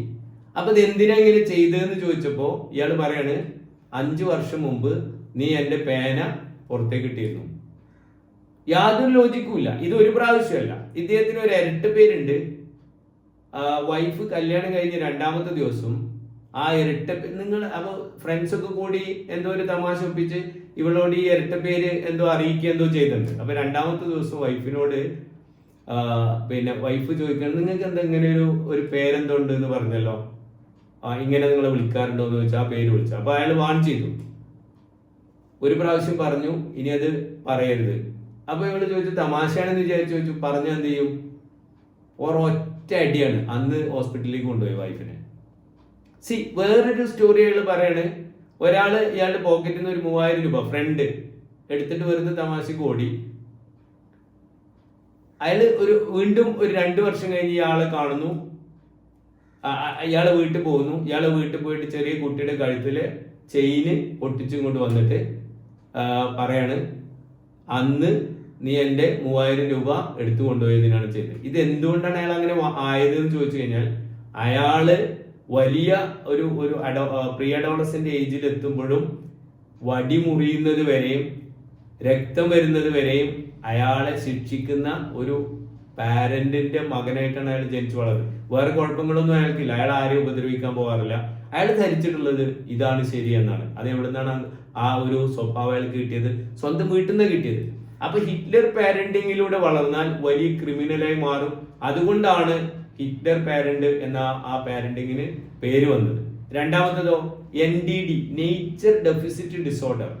സമൂഹത്തിലെ ഇറങ്ങിച്ചെല്ലാനോ മറ്റുള്ളവരെ ഫേസ് ചെയ്യാനോ അഭിമുഖീകരിക്കാനോ കഴിയാത്ത ഒരു വ്യക്തിയായി മാറും. ഹിറ്റ്ലർ പാരന്റിങ്ങിലൂടെ വരുമ്പോൾ ആ കുട്ടി ഭാവിയിലാകുന്നത് ഈ അവസ്ഥയിലേക്കാണ്. 3ാമത്തേതോ പീറ്റർ പാൻ സിൻഡ്രോം. വലിയ മനുഷ്യന്റെ ശരീരം ഉണ്ടാവും, പക്ഷെ ചെറിയ കുട്ടികളുടെ മനസ്സാവും. ഇങ്ങനെ 3 രീതിയിലേക്കാണ് ആ വ്യക്തി ഭാവിയിൽ മാറി വരുന്നത് ഹിറ്റ്ലർ പാരന്റിങ്ങിലൂടെ വളർത്തുകയാണെങ്കിൽ. 2ാമത്തെ രീതി എന്ന് പറയുന്നത് ബുഫേ സ്റ്റൈൽ പാരന്റിങ്. ഏത് സമയത്ത് വേണമെങ്കിലും വരാം, ഏത് സമയത്ത് വേണമെങ്കിലും പുറത്തു പോകാം, ഏത് ആളുകളുമായും കൂട്ടുകൂടാം. ഇങ്ങനെയാണ് നമ്മൾ കുട്ടികളെ വളർത്തുന്നതെങ്കിൽ, ഇങ്ങനെയാണ് നമ്മുടെ വീട്ടിലെ ശീലമെങ്കിൽ അവൻ മുതിർന്ന ഒരാളായി മാറുമ്പോൾ അവനൊരു ലക്ഷ്യബോധം ഉണ്ടാവില്ല, അധ്വാനിക്കാനുള്ള പിന്നെ പ്രേരണ ഉണ്ടാവില്ല, പഠിക്കാനുള്ള താല്പര്യം ഉണ്ടാവില്ല, എവിടെ പോയി കഴിഞ്ഞാൽ ഒരു മടിയനായിട്ട് അവൻ മാറും. മൂന്നാമത്തെ ടൈപ്പ് എന്ന് പറയുന്നത് ATM പാരന്റ്. ഇന്ന് നമ്മൾ കൂടുതൽ കാണുന്ന മോ എന്ന് പറയുമ്പോഴേക്ക് ഏറ്റവും വില കൂടിയ മൊബൈൽ വാങ്ങിക്കൊടുക്കുക, ബൈ എന്ന് പറയുമ്പോഴേക്ക് ഏറ്റവും വില കൂടിയ ബൈക്ക് വാങ്ങിക്കൊടുക്കുക. എന്നിട്ട് അവന് ഇതെന്നാണോ അച്ഛന്റെ ഭാഗത്ത് നിന്ന് കിട്ടാതെ വരുന്നത്, അപ്പോൾ അവൻ ആ അച്ഛനെ വെറുക്കുക. നിങ്ങൾ ATM പാരന്റിങ് എന്നത് പറയാൻ കാരണം, ATMിൽ നിന്ന് കാർഡ് സ്വൈപ്പ് ചെയ്ത് ക്യാഷ് കിട്ടുമ്പോൾ നമ്മൾ ആരും ATMനെ കെട്ടിപ്പിടിച്ച് ഐ ലവ് യു എന്ന് പറയാറില്ല. ATMിൽ നിന്ന് ക്യാഷ് കിട്ടാതെ ആയാലും എന്ത് ചെയ്യും, ആ ATM നശിപ്പിച്ച് അതിനകത്ത് ക്യാഷ് എടുക്കാൻ ശ്രമിക്കും. അപ്പൊ ആരാണ് ആ കുട്ടിയെ അവനെ അങ്ങനെ മാറ്റിയത്? പാരന്റാണ് മാറ്റിയത്. അപ്പൊ എങ്ങനെയാണ് യഥാർത്ഥ പാരന്റിങ്? Helicopter parenting. ഹെലികോപ്റ്റർ ഒരുപാട് ഉയരത്തിൽ പറക്കുന്നില്ല, ഒരുപാട് താഴെ പറക്കുന്നില്ല, പക്ഷെ ഹെലികോപ്റ്ററിൽ ഇരുന്ന് കഴിഞ്ഞാൽ നമുക്ക് താഴെയുള്ളതൊക്കെ കാണാൻ കഴിയും. അപ്പോൾ എല്ലാ സ്വാതന്ത്ര്യം കൊടുക്കുന്നതോടൊപ്പം തന്നെ കയറ് അതിന്റെ അറ്റം അച്ഛന്റെയും അമ്മയുടെയും കയ്യിലുള്ള രീതിയിലാണ് കുട്ടികളെ വളർത്തേണ്ടത്. ഇങ്ങനെ വളർത്തണമെങ്കിൽ നമ്മൾ തമ്മിൽ, ഭാര്യയും ഭർത്താവും തമ്മിൽ സംഭാഷണം ഉണ്ടാവണം. ആ സംഭാഷണങ്ങൾ, പോസിറ്റീവായിട്ടുള്ള ഡിസ്കഷൻസ്, പോസിറ്റീവായിട്ടുള്ള ഇന്ററാക്ഷൻസ്, അതിൽ കുട്ടികൾ ഭാഗവാക്കാവണം. അപ്പൊ ഞാൻ പറഞ്ഞു വരുന്നത്, ഭാവി തലമുറയെ രൂപപ്പെടുത്തുന്നതിൽ ഈ പാരന്റിങ് അല്ലെങ്കിൽ ഹാപ്പി മാരീഡ് ലൈഫ് വലിയ സ്വാധീനം ചെലുത്തുന്നുണ്ട്. ഇത്തരത്തിലുള്ള ഹാപ്പി മാരീഡ് ലൈഫ് സമൂഹത്തിൽ ഇല്ലാത്തത് തന്നെയാണ് നമ്മൾ സമൂഹത്തിൽ ക്രിമിനൽസിനെ സൃഷ്ടിക്കാനുള്ള കാരണം. അപ്പോൾ നമ്മൾ പലപ്പോഴും പറയാണ്ട് കാലഘട്ടമാണ് പ്രശ്നം. കാലഘട്ടത്തിന് ഒരു പ്രശ്നവുമില്ല. ഞാൻ കുട്ടിക്കാലം മുതൽ കേൾക്കാൻ തുടങ്ങിയാണ് കാലഘട്ടത്തിന്റെ പ്രശ്നം. അതൊരു തരം അസൂയയുടെ ഒരു ഒരു ഒരു നമ്മൾ രക്ഷപ്പെടാനുള്ള ഒരു വാചകം മാത്രമാണത്. കാലഘട്ടം കാലഘട്ടം കാലഘട്ടം. ഈ കാലഘട്ടത്തിൽ 2018 ഇവിടെ പിന്നെ വെള്ളപ്പൊക്കം, ഫ്ലഡ് ഉണ്ടായപ്പോ ഈ ഒലിച്ചു വരുന്ന ആ മലവെള്ളപ്പാച്ചിൽ നിന്ന് സ്വന്തം ശരീരം പോലും മറന്ന്, സ്വന്തം ജീവിതം മറന്ന് എത്രയോ മനുഷ്യരുടെ ജീവൻ രക്ഷപ്പെടുത്തിയത് ഇവിടുത്തെ പ്രായമായ ആളുകളല്ലായിരുന്നു, ഇവിടുത്തെ യുവതിയുവാക്കളായിരുന്നു. അപ്പൊ ഈ കാലഘട്ടത്തിന്റെ പേര് പറഞ്ഞ് യുവതിയുവാക്കളൊക്കെ മോശമാണെന്ന് പറയുന്നത് നമ്മുടെ ഒരു രക്ഷപ്പെടൽ തന്ത്രമാണ്, ഒരു എസ്കേപ്പിസമാണ്. കാലഘട്ടത്തിന് ഒരു പ്രശ്നമല്ല. സാഹചര്യങ്ങൾ കൂടിയതുകൊണ്ടാണ്, ടെക്നോളജി വളർന്നുകൊണ്ടാണ്. ടെക്നോളജി വളർന്നതുകൊണ്ട് ഇവിടെ മൂല്യബോധം നഷ്ടപ്പെട്ടിട്ടൊന്നുമില്ല. അത് നമ്മൾ രക്ഷപ്പെടാൻ വേണ്ടി പറയുന്നതാണ്. അപ്പോൾ കാലഘട്ടത്തിന്റെ പ്രശ്നമാണ്, യുവതിയുവാക്കളുടെ പ്രശ്നമാണ്, ടെക്നോളജിയുടെ പ്രശ്നമാണ്. ഇതൊന്നുമല്ല പാരന്റിങ് സംവിധാനം പരാജയപ്പെടുന്നു. പാരന്റിങ് സംവിധാനം പരാജയപ്പെടാനുള്ള കാരണം നമ്മള് കുടുംബ സംവിധാനം തകർന്നു പോകുന്നു. ഭാര്യയും ഭർത്താവും റോൾ മോഡൽസ് ആയിട്ട് ജീവിക്കുന്നത് കുട്ടികൾ കാണുന്ന സാഹചര്യം ഇല്ലാതാവുന്നു. അത് തന്നെയാണ് ഇതിന്റെ കാരണം. അപ്പൊ ഇത്തരം ക്ലാസ്സുകൾ എങ്ങനെ ഒരു കുടുംബജീവിതം ആവണമെന്നൊന്നും എവിടെയും നമ്മൾ ഒരു യൂണിവേഴ്സിറ്റിയിലും പഠിപ്പിക്കുന്നില്ല. ഇപ്പൊ എന്റെ മകനെ സംബന്ധിച്ചിടത്തോളം, എന്റെ മകൻ 7ാം ക്ലാസ്സിൽ പഠിക്കുന്ന സമയത്ത് അവൻ എന്റെ കൂടെ വരികയാണ്. അവൻ എന്റെ കാറിൽ ഇരിക്കുന്നുണ്ട്. ചമ്മാട് എന്ന് പറയുന്ന സ്ഥലത്ത് ഞാൻ എന്റെ ജോലിയായിട്ട് പോകുമ്പോൾ അവിടെ ഫാർമസിസ്റ്റ് ചോദിക്കുകയാണ്, എന്താണ് വണ്ടിയിൽ നിന്ന് ഒരു ഇളക്കം, കാരണം നല്ല മഴ പെയ്യുന്നുണ്ട്. ഞാൻ പറഞ്ഞു, എന്റെ ആരാണ് അതിനകത്ത്? എന്റെ മോനുണ്ട്. അവൾ എന്നോട് ചോദിക്കുക, എന്തിനാണ് ഹുസൈൻ നീ ഈ പെരുമഴയത്ത് ഈ കുട്ടീനെ വണ്ടിയിൽ കൊണ്ടുവന്നത്? ഞാൻ പറഞ്ഞു, തന്നെയാണ്. അവന് ഓരോ ആവശ്യങ്ങൾ ചോദിച്ച് ഓരോ ആവശ്യങ്ങളുമായിട്ട് എൻ്റെ അടുത്ത് ക്യാഷ് ചോദിക്കും. ഞാൻ ആ ക്യാഷ് കൊടുത്തിട്ടില്ലെങ്കിൽ ഞാൻ അവന്റെ മുമ്പിൽ ഒരു പിസ്കനായി മാറും. ഞാനും എൻ്റെ മോനും നല്ല ഫ്രണ്ട്ലി ആയിട്ടാണ് ഞങ്ങൾ ജീവിതം മുന്നോട്ട് കൊണ്ടുപോകാറുള്ളത്. അപ്പൊ ഞാൻ ക്യാഷ് കൊടുക്കുന്നില്ലെങ്കിൽ അവന് തോന്നുന്നത്, അവൻ കേൾക്കുന്നത്, അവൻ വായിക്കുന്നത്, അവൻ കാണുന്ന പിന്നെ യൂട്യൂബ് ചാനലിലൊക്കെ പറയുന്നത് അച്ഛൻ മക്കളെ സ്നേഹിക്കണം, മക്കൾക്ക് അവകാശങ്ങളുണ്ട്. പല റിവേഴ്സ് മോട്ടിവേഷനിലും നമ്മൾ കേൾക്കുന്നത് ഞാൻ ഇഷ്ടപ്പെട്ടിട്ടാണോ എന്നെ നിങ്ങൾ ഉണ്ടാക്കിയത് എന്ന് കുട്ടികൾ ചോദിക്കുകയാണ്. ഇതിനൊക്കെ നല്ല റീച്ചും നല്ല കയ്യടിയും കിട്ടുന്ന കാലഘട്ടമാണ്. അപ്പൊ തീർച്ചയായിട്ടും അവന് ഈ കാലഘട്ടത്തിന്റെ ഇത്തരത്തിലുള്ള ദുസ്വാധീനങ്ങളിലൊക്കെ അവനും പെട്ടുപോകും. ഞാൻ അപ്പോഴും കാലഘട്ടത്തിന്റെ അല്ല പറയുന്നത്, വിവരമില്ലാത്ത ഇത്തരം ആളുകൾ എല്ലാ കാലഘട്ടത്തിലും ഉണ്ട്. അപ്പൊ അവനത് ചിലപ്പോ ആ സ്വാധീനത്തിൽ അവൻ പെടാനുള്ള സാധ്യതയുണ്ട്. അപ്പോ ഞാൻ അവനെ എന്തിനാണ് കൊണ്ടുവന്നത്? ഞാന് ഇങ്ങനെ വരുമ്പോ, എൻ്റെ കൂടെ വരുമ്പോ അവൻ എന്നെ കാണുകയാണ് ഞാൻ എന്താണ് ചെയ്യുന്നത് രാവിലെ മുതൽ വൈകുന്നേരം വരെ.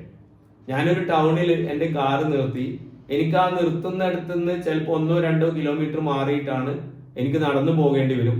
ഞാൻ 2 ഷോൾഡറിലും ബാഗ് വെക്കുന്നു, ആ ബാഗിലും പിന്നെ സാമ്പിൾ വെക്കുന്നു. എന്നിട്ട് ഡോക്ടേഴ്സിന്റെ മുമ്പിൽ ഞാൻ മണിക്കൂറുകളോളം നിൽക്കുന്നു. ചിലപ്പോൾ 2 മണിക്ക് ഞാൻ ഭക്ഷണം കഴിക്കുന്നു, ചിലപ്പോൾ 3 മണിക്ക് കഴിക്കുന്നു, ചില ദിവസങ്ങളിൽ ഞാൻ ഭക്ഷണം തന്നെ കഴിക്കുന്നില്ല. എൻ്റെ മകൻ യഥാർത്ഥത്തിൽ കാണും, ഈ കാണുന്ന ഷോഫിനപ്പുറത്ത് എൻ്റെ ഫാദർ 1 രൂപ ഉണ്ടാക്കുന്നുണ്ടെങ്കിൽ ഈ മാർക്കറ്റിൽ നിന്ന് ഫാദറിന് 1 രൂപ ആരും വെറുതെ കൊടുക്കുന്നില്ല. ഇതിന് അതിൻ്റെതായ എഫേർട്ട് ഉണ്ട്. അതുകൊണ്ട് തന്നെ എൻ്റെ 2 മക്കള് ഒരിക്കലും അനാവശ്യ കാര്യത്തിന് വേണ്ടി എന്നെ ഇതുവരെ പ്രഷറൈസ് ചെയ്തിട്ടില്ല. അവർ നല്ല രീതിയിൽ അവരുടെ വിദ്യാഭ്യാസം പൂർത്തിയാക്കി അവർ പ്രൊഫഷണലായി മാറുന്നു. ഞാൻ പറയുന്നത്, ഞാൻ എങ്ങനെയാണോ ചെയ്യുന്നത് അത് മാത്രമാണ് എനിക്ക് സമൂഹത്തോട് പറയാനുള്ള അധികാരമുള്ളൂ. What I preach I should practise in my life. അപ്പൊ നമ്മളെ പോലെയുള്ള ആളുകളും ഈ സമൂഹത്തിൽ ജീവിക്കുന്നുണ്ട്. കാണുന്നവരൊക്കെ ATM പാരന്റിങ്ങിന്റെ ആൾക്കാരല്ല, എല്ലാവരും ബുഫേ പാരന്റിങ്ങിന്റെ ആൾക്കാരല്ല, എല്ലാവരും ഹിറ്റ്ലർ പാരന്റിങ് അല്ല. ഇത് സത്യമാണ് എന്നതാണ് ഞാൻ പറഞ്ഞത്. അപ്പോൾ നമ്മൾ തമ്മിൽ, ഭാര്യയും ഭർത്താവും തമ്മിൽ സംസാരിക്കുകയും മറ്റുള്ളവരുടെ മുമ്പിൽ നമ്മളെ പറ്റി മറ്റുള്ളവരോട് പറയുന്ന ആ ഒരു രീതി ഉണ്ടെങ്കിൽ, അത് മക്കളെ പറ്റിയാണെങ്കിലും നമ്മുടെ ഭർത്താവിനെ പറ്റിയാണെങ്കിലും പറയുന്ന സാഹചര്യം ഒഴിവാക്കുക എന്നത് ഭാര്യ ശ്രദ്ധിക്കേണ്ട കാര്യമാണ്. ഭാര്യ ശ്രദ്ധിക്കേണ്ട അടുത്ത കാര്യം ഹാപ്പി ഇൻ ബെഡ്. ഈ സെക്സിനെ കുറിച്ച് ഇതിന്റെ അവസാന സെഷനിൽ ഞാൻ സംസാരിക്കാൻ ഉദ്ദേശിക്കുന്നുണ്ട്. ഇത് തെറ്റിദ്ധരിക്കപ്പെട്ട, അതായത് സെക്സ് മനുഷ്യന്റെ ലൈഫിലെ ഫുഡ്, ക്ലോത്ത്, ഷെൽട്ടർ, ഇത് 3ഉം ഉണ്ടായി കഴിഞ്ഞാൽ ഏറ്റവും അനിവാര്യമായിട്ടുള്ള ഒരു കാര്യമാണ് സെക്സ്. പക്ഷെ ഇതിനെക്കുറിച്ച് പഠിക്കാനുള്ള ഒരു സംവിധാനങ്ങളും ഇല്ല. സെക്സിനെ കുറിച്ച് സംസാരിക്കാൻ പാടില്ല, അത് നിരോധിച്ച കാര്യമാണ്. അത് സ്കൂളിൽ പഠിപ്പിച്ചു തരുന്ന സമയത്ത് തന്നെ അത് ആ വിഷയം വിടുകയാണ് ചെയ്തത്. മനുഷ്യന്റെ ലൈഫിലെ ഏറ്റവും പ്രധാനപ്പെട്ട ആ വിഷയത്തെ പറ്റി നമ്മൾ 2 പേരും കൊണ്ട് ശ്രദ്ധിക്കേണ്ട കാര്യമായതുകൊണ്ട് അത് ഞാൻ അടുത്ത രീതിയിൽ പറയാം. അപ്പോൾ ഹാപ്പി ഇൻ ബെഡ്, ബെഡ് അല്ലെ ബെഡ്റൂം കൈകാര്യം ചെയ്യേണ്ട, ബെഡ്റൂം വൃത്തിയായി സൂക്ഷിക്കേണ്ടൊക്കെ ഉത്തരവാദിത്വം ഞാൻ വീണ്ടും ഈ പിന്നെ എന്താ പറയാ, ഈക്വാലിറ്റിയെ അവഗണിച്ചുകൊണ്ട് പറയല്ല, കുറച്ചുകൂടി ക്രിയേറ്റീവായിട്ട് അതിന് മേൽനോട്ടം വഹിക്കുന്നത് ഭാര്യയാണ് ചെയ്യുന്നത് നല്ലത് എന്നൊരു അഭിപ്രായമാണ് ഞാൻ പറഞ്ഞത്. അതിന്റെ പ്ലാൻ സർപ്രൈസസ്, നമ്മുടെ വെഡിങ് ആനിവേഴ്സറി അല്ലെങ്കിൽ ബർത്ത്ഡേ, ഇത് പരസ്പരം മറന്നിട്ടുണ്ടെങ്കിൽ അതൊന്ന് ഓർത്ത് സർപ്രൈസസ് ഉണ്ടാക്കാനും സർപ്രൈസ് ഗിഫ്റ്റ് കൊടുക്കാനും ഒക്കെ ശ്രമിക്കുക. ബി സപ്പോർട്ടീവ്, എപ്പോഴും സപ്പോർട്ടീവായിട്ട്.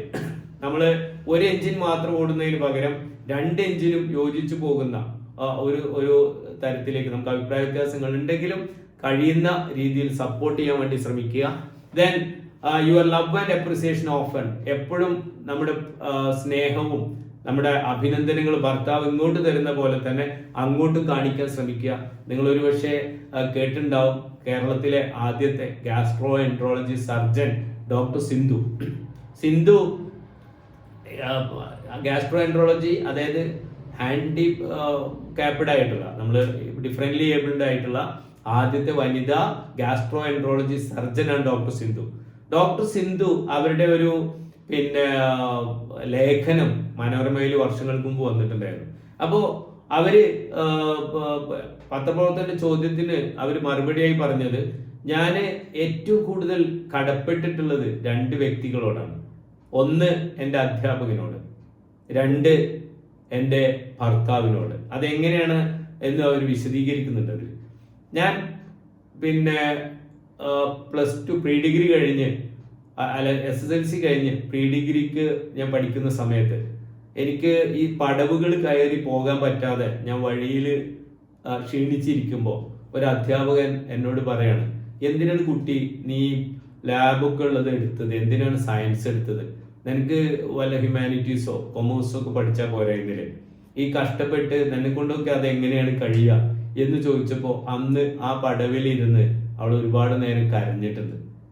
പക്ഷെ ആ കരച്ചിലിന് ശേഷം അവൾ ഒരു തീരുമാനം എടുത്തു, ഇനി മറ്റുള്ളവരുടെ സഹതാപമല്ല എനിക്ക് വേണ്ടത്, മറ്റുള്ളവരുടെ ബഹുമാനമാണ് എന്ന ചിന്തയിലേക്ക് ഞാൻ എത്തുകയും എന്നെ അതിന് പ്രചോദിപ്പിക്കുകയും ചെയ്ത ആ അധ്യാപകനോട് ഞാൻ ഒരുപാട് കടപ്പെട്ടിട്ടുണ്ട്.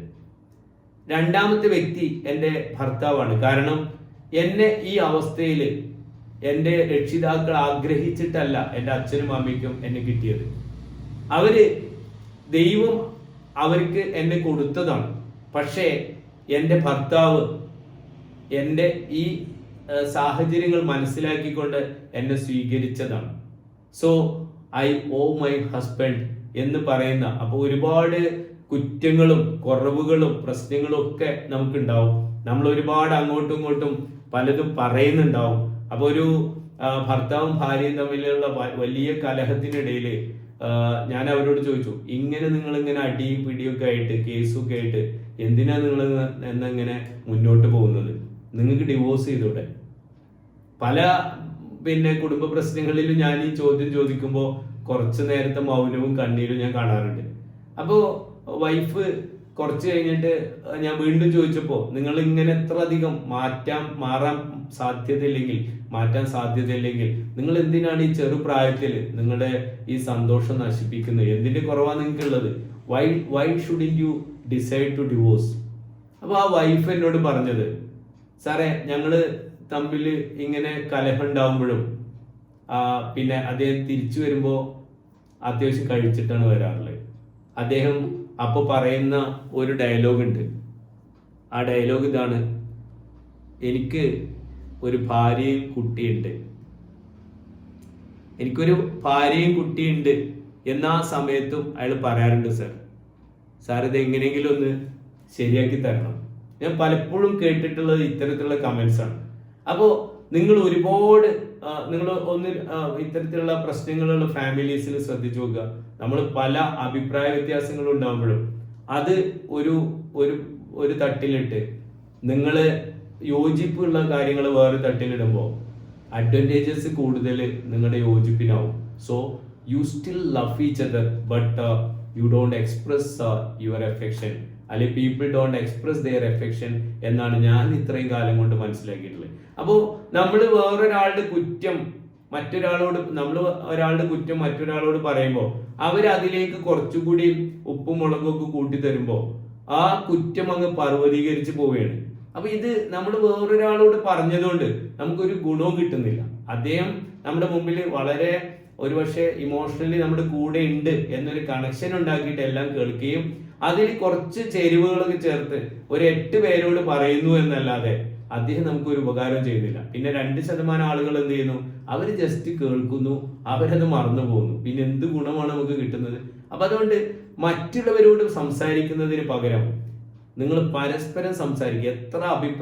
എത്ര യോജിക്കാൻ പറ്റാത്ത കാര്യങ്ങളാണെങ്കിലും അതങ്ങ് പറയുന്ന ഒരു ശീലം വീടുകളിൽ ഉണ്ടാക്കുക. Don't try to change him, accept him as is. ഒരു സ്പേസ് ഒക്കെ ഹസ്ബൻഡിന് കൊടുക്കുക. മറ്റുള്ളവരെ മാറ്റുക അസാധ്യമാണ്. മറ്റുള്ളവരെ മാറ്റാനുള്ള ഏറ്റവും നല്ല മാർഗം നമ്മൾ മാറുകയാണ്. It is quite easy to change ourselves if you want to change others. മറ്റുള്ളവരെ മാറ്റാൻ വേണ്ടി ശ്രമിക്കാതെ നമ്മളൊന്ന് മാറി നോക്കുക. Then consider him as a good friend. അദ്ദേഹത്തെ, ഭർത്താവിനെ നിങ്ങൾ നിങ്ങളുടെ സുഹൃത്താക്കി കാണുക, സുഹൃത്തായി മാറ്റുക.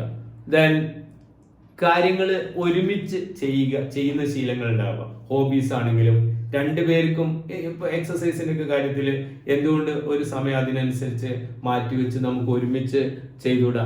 അതേപോലെ കുട്ടികളെ വളർത്തുന്ന കാര്യത്തിൽ പിന്നെ ഇപ്പോ വളരെ വൈകിട്ടാണെങ്കിലും നാഷണൽ എഡ്യൂക്കേഷൻ പോളിസിയുടെ 2020 ഭാഗമായി ഇപ്പൊ വൈകിയാണെങ്കിലും ഗവൺമെന്റ് മനസ്സിലാക്കി എന്ത് ഏർലി ചൈൽഡ്ഹുഡ് അങ്കണവാടികളാണ് ശാക്തീകരിക്കേണ്ടത്. ഞാൻ നേരത്തെ പറഞ്ഞ ഏർലി ചൈൽഡ്ഹുഡിലാണ് പാരന്റിങ് ഏറ്റവും കൂടുതൽ ശ്രദ്ധിക്കേണ്ടത് എന്നിപ്പോ മനസ്സിലാക്കി, സംവിധാനങ്ങൾ മനസ്സിലാക്കി. അപ്പോൾ അവിടെ മെറ്റേണിറ്റി ലീവ് കൊടുക്കുന്ന പോലെ തന്നെ പെറ്റേണിറ്റി ലീവും ആവശ്യമുണ്ട് എന്ന് എന്തുകൊണ്ടാണ് പറയുന്നത്? കാരണം അച്ഛനും അമ്മയും കൂടി ചെയ്യുന്ന ആ പാരന്റിങ്ങിലൂടെ വളർന്നു വരുന്ന ഓഫ്സ്പ്രിങ്സ് ആണ് നാളെ നമ്മുടെ സമൂഹത്തിന് ഏറ്റവും നല്ല പൗരന്മാരെയും നല്ല നല്ല സമൂഹത്തെ സൃഷ്ടിക്കുന്നത് അതിലൂടെയാണ് എന്ന യാഥാർത്ഥ്യം നിലനിൽക്കുന്നതുകൊണ്ടാണ്. അതേപോലെ നമ്മുടെ സ്വപ്നങ്ങൾ അത് പരസ്പരം സംസാരിക്കുക, ഷെയർ ചെയ്യുക. ഈ ചേഞ്ചസ് പ്രായമാകുമ്പോൾ എല്ലാവരിലും ചേഞ്ചസ് ഉണ്ടാവുന്നുണ്ട്, ഭാര്യയിലും ഭർത്താവിലും ചേഞ്ചസ് ഉണ്ടാവുന്നുണ്ട് എന്ന യാഥാർത്ഥ്യം ഉൾക്കൊള്ളുക. ഇത്രയും കാര്യങ്ങളാണ് ഭാര്യയും ഭർത്താവും വ്യത്യസ്തമായി അല്ലെങ്കിൽ ഒരുമിച്ച് ചെയ്യേണ്ട കാര്യങ്ങൾ ഞാൻ ഈ പറഞ്ഞത്. ഒന്നുകൂടി ഒന്ന് കൺക്ലൂഡ് ചെയ്യാണ്. ഒന്ന്, ഇംഗ്ലീഷിലെ ഏറ്റവും പ്രധാനപ്പെട്ട 6 വാക്കുകളുണ്ട്. I admit I made a mistake. തെറ്റ് മനുഷ്യ സഹജമാണ്. അത്തരം തെറ്റുകൾ സംഭവിച്ചാൽ ആ തെറ്റിന്റെ പിന്നാലെ ആ തെറ്റിങ്ങനെ അംഗീകരിക്കാതെ മുന്നോട്ട് പോകുന്നതിന് പകരം അതങ്ങ് അംഗീകരിക്കുക, പിന്നെയും അതിങ്ങനെ എടുത്ത് കൊണ്ട് നടക്കാതിരിക്കുക. ഇംഗ്ലീഷിലെ ഏറ്റവും പ്രധാനപ്പെട്ട 5 വാക്കുകളാണ് you did A good job. പരസ്യമായി അഭിനന്ദിക്കുക. ഇംഗ്ലീഷിലെ ഏറ്റവും പ്രധാനപ്പെട്ട 4 വാക്കുകളാണ് വാട്ട് ഈസ് യുവർ ഒപ്പീനിയൻ, നിന്റെ അഭിപ്രായം എന്താണെന്ന് ചോദിക്കുക. ഇംഗ്ലീഷിലെ ഏറ്റവും പ്രധാനപ്പെട്ട 3 വാക്കുകളാണ് ഇഫ് യു പ്ലീസ്. പോയി ചായ എടുക്കുക എന്ന് പറയുന്നതിന് പകരം ഒരു ചായ എടുത്തൂടെ. ഒരു ഗോഫർ ഡെലിഗേഷനുണ്ട്, സ്റ്റുവാർഡ്ഷിപ്പ് ഡെലിഗേഷനുണ്ട്. ഗോഫർ എന്താണ്? പോയി ചെയ്യേ, കമാൻഡ് ആണ്. സ്റ്റുവാർഡ്ഷിപ്പ് എന്താണ്? ഇപ്പോൾ വാട്ട് ഈസ് യുവർ നെയിം എന്ന് ചോദിക്കുന്നു, മേ നോ യുവർ നെയിം എന്ന് ചോദിക്കുന്നത് തമ്മിലുള്ള വ്യത്യാസമാണ്. ഇംഗ്ലീഷിലെ ഏറ്റവും പ്രധാനപ്പെട്ട മാജിക് വേർഡ്സ് 2 എണ്ണമാണ്. താങ്ക് യു, പരസ്പരം ഗ്രാറ്റിറ്റ്യൂഡ് അറിയിക്കുക. ഞാൻ ഇപ്പോൾ ഇതുവരെ പറഞ്ഞ കാര്യങ്ങൾ രണ്ടുപേരും എന്താണ് നല്ല സന്തോഷകരമായ ദാമ്പത്യ ജീവിതം മുന്നോട്ട് കൊണ്ടുപോകാൻ എന്താണ് ചെയ്യേണ്ടത് എന്ന് ഈ വാക്കുകളിൽ ഉൾക്കൊണ്ടിട്ടുണ്ട്. ഇനി ഏറ്റവും പ്രധാനപ്പെട്ട, ഞാൻ നേരത്തെ പറഞ്ഞ പോലെ സമൂഹത്തിൽ വലിയ രീതിയിൽ ചർച്ച ചെയ്യപ്പെടാത്ത, എന്നാൽ ഏറ്റവും കൂടുതൽ നേരത്തെ പറഞ്ഞ പോലെ കൊലപാതകങ്ങളിൽ വരെ ഒടുങ്ങുന്ന ഒരു കാരണം എന്ന് പറയുന്നത് സെക്സ് തന്നെയാണ്. സെക്സ് എഡ്യൂക്കേഷൻ അനിവാര്യമാണ് എന്നും, അത് ഞാൻ ഈ കാലഘട്ടത്തിലല്ല, എല്ലാ കാലഘട്ടത്തിലും. പണ്ട് ഒരുപക്ഷെ നമുക്ക് ഫുഡ്, ക്ലോത്ത്, ഷെൽട്ടർ ഇതിനു വേണ്ടിയുള്ള നെട്ടോട്ടത്തിനിടയിൽ ഇപ്പൊ അത് സാധ്യമാവുന്നില്ല, അല്ലെങ്കിൽ ഇപ്പൊ അതിന്റെ ആവശ്യമില്ല. ഇപ്പോൾ അങ്ങനെ ഭക്ഷണത്തിന് വേണ്ടിയോ അല്ലെങ്കിൽ പിന്നെ വസ്ത്രത്തിന് വേണ്ടിയോ അല്ലെങ്കിൽ കിടപ്പാടുണ്ടാക്കാൻ വേണ്ടിയോ ഒന്നും അങ്ങനെ കഷ്ടപ്പെടുന്ന ആളുകൾ ഇല്ല എന്നല്ല ഞാൻ പറയുന്നത്. പക്ഷെ പഴയതുമായി കമ്പയർ ചെയ്യുമ്പോൾ വളരെ കുറവാണ്. അപ്പൊ എന്തുകൊണ്ട് ഡിവോഴ്സസ് ഇപ്പൊ കൂടുതൽ നടക്കുന്നു എന്നതിന്റെ പ്രധാന കാരണങ്ങളിൽ ഒന്ന് സ്ത്രീ ശാക്തീകരണം തന്നെയാണ്. അത് നിഷേധിച്ചിട്ട് കാര്യമില്ല.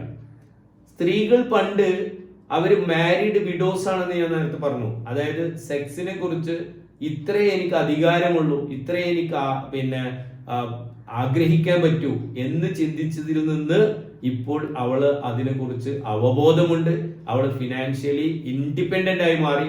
അപ്പോ അവളുടെ ആഗ്രഹങ്ങൾ പൂർത്തീകരിക്കാൻ പറ്റുന്നില്ലെങ്കിൽ അവൾ എന്ത് ചെയ്യുന്നു? അവള് ഡിവോഴ്സിന് ഇനീഷ്യേറ്റീവ് എടുക്കുന്നു എന്ന് തന്നെയാണ് സത്യം. അതും ഒരു പ്രധാന കാരണമാണ്. ഒരു എക്സാമ്പിള്, ഹസ്ബൻഡും വൈഫും പിന്നെ കൺസൾട്ടേഷന് വരികയാണ്. വൈഫാണ് ബുക്കിംഗ് എടുത്തിട്ടുള്ളത്. വൈഫിനോട് സംസാരിക്കുന്നത് 2 മണിക്കൂർ ഹസ്ബൻഡിന് ഡൗട്ടിങ് സിൻഡ്രോം ഉണ്ട്. അതായത് പിന്നെ ഹസ്ബൻഡിന് സംശയ രോഗമുണ്ടെന്നാണ്. സംസാരിച്ച് 2 മണിക്കൂർ സംസാരിച്ച് ഞാൻ തിരിച്ച് 20 മിനിറ്റ് അങ്ങോട്ട് റീസ്റ്റേറ്റ് ചെയ്തു. ഞാൻ അവരോട് ചോദിച്ചു, നിങ്ങൾ പറഞ്ഞതെല്ലാം ഞാൻ തിരിച്ച് പറഞ്ഞിട്ടുണ്ടോ? ഞാൻ എന്തെങ്കിലും വിട്ടുപോയിട്ടുണ്ടോ? ഒന്നും വിട്ടുപോയിട്ടില്ല. ഞാൻ പറഞ്ഞതൊക്കെ എന്നോട് തിരിച്ചു പറഞ്ഞിട്ടുണ്ട്. അപ്പൊ നമ്മൾ ആദ്യം എന്താണ് പ്രശ്നമെന്ന് കണ്ടെത്തണം, പിന്നെ എന്തുകൊണ്ടാണ് ഈ പ്രശ്നം ഉണ്ടാവുന്നതെന്ന് കണ്ടെത്തണം. അതിനുശേഷമാണ് ഇത് എങ്ങനെ അങ്ങനെ പരിഹരിക്കേണ്ടത് എന്ന് കണ്ടെത്തേണ്ടത്. കാരണം നമ്മൾ റൈറ്റ് ടു ഇൻഫർമേഷൻ ആക്ട് നിലവിലുള്ള ഒരു രാജ്യത്താണ് ജീവിക്കുന്നത്. നമ്മൾ ഒരാളോട് നമ്മൾ കൺസൾട്ടേഷന് പോകുമ്പോൾ അത്രയും രഹസ്യമായിട്ടുള്ള നമ്മുടെ കാര്യങ്ങൾ അയാളോട് പറയുമ്പോൾ തീർച്ചയായിട്ടും എൻ്റെ പ്രശ്നം എന്താണെന്ന് അറിയണം. ആ പ്രശ്നം എന്തുകൊണ്ടാണ് സംഭവിച്ചതെന്ന് എനിക്ക് പറഞ്ഞു തരണം. എന്നിട്ടാണ് പരിഹാരത്തിലേക്ക് പോകേണ്ടത്. അപ്പോ ഡയഗ്നോസ് ചെയ്യണം, എന്താണ് നിങ്ങളുടെ പ്രോബ്ലം, മനസ്സിലായിട്ടുണ്ടോ എന്ന് ചോദിച്ചു. അപ്പൊ അവര് പറഞ്ഞു husband and wife issue. Okay, that is നമ്മൾ മ്യൂച്വലി എഗ്രീഡ്. ഞാൻ ചോദിച്ചു, മാഡം നിങ്ങൾക്ക് അനുകൂലമായിട്ട് സംസാരിക്കണോ അതോ ഞാൻ ഈ പ്രോബ്ലത്തിന്റെ സൊല്യൂഷൻ കാണണോ? എനിക്ക് അനുകൂലമായിട്ടല്ല, പ്രോബ്ലത്തിന് സൊല്യൂഷൻ കാണണമെന്ന് പറഞ്ഞു. ഞാൻ ചോദിച്ചു, മാഡം വളരെ ബിറ്റ്വീൻ ദ ലൈൻസ് പറഞ്ഞു പോയ ഒരു വ്യക്തി, അതായത് നിങ്ങളുടെ കൂടെ വർക്ക് ചെയ്യുന്ന ഭാര്യയും 3 കുട്ടികളുള്ള ആ വ്യക്തി നിങ്ങൾ കല്യാണം കഴിക്കുമെന്ന് ചോദിച്ചു.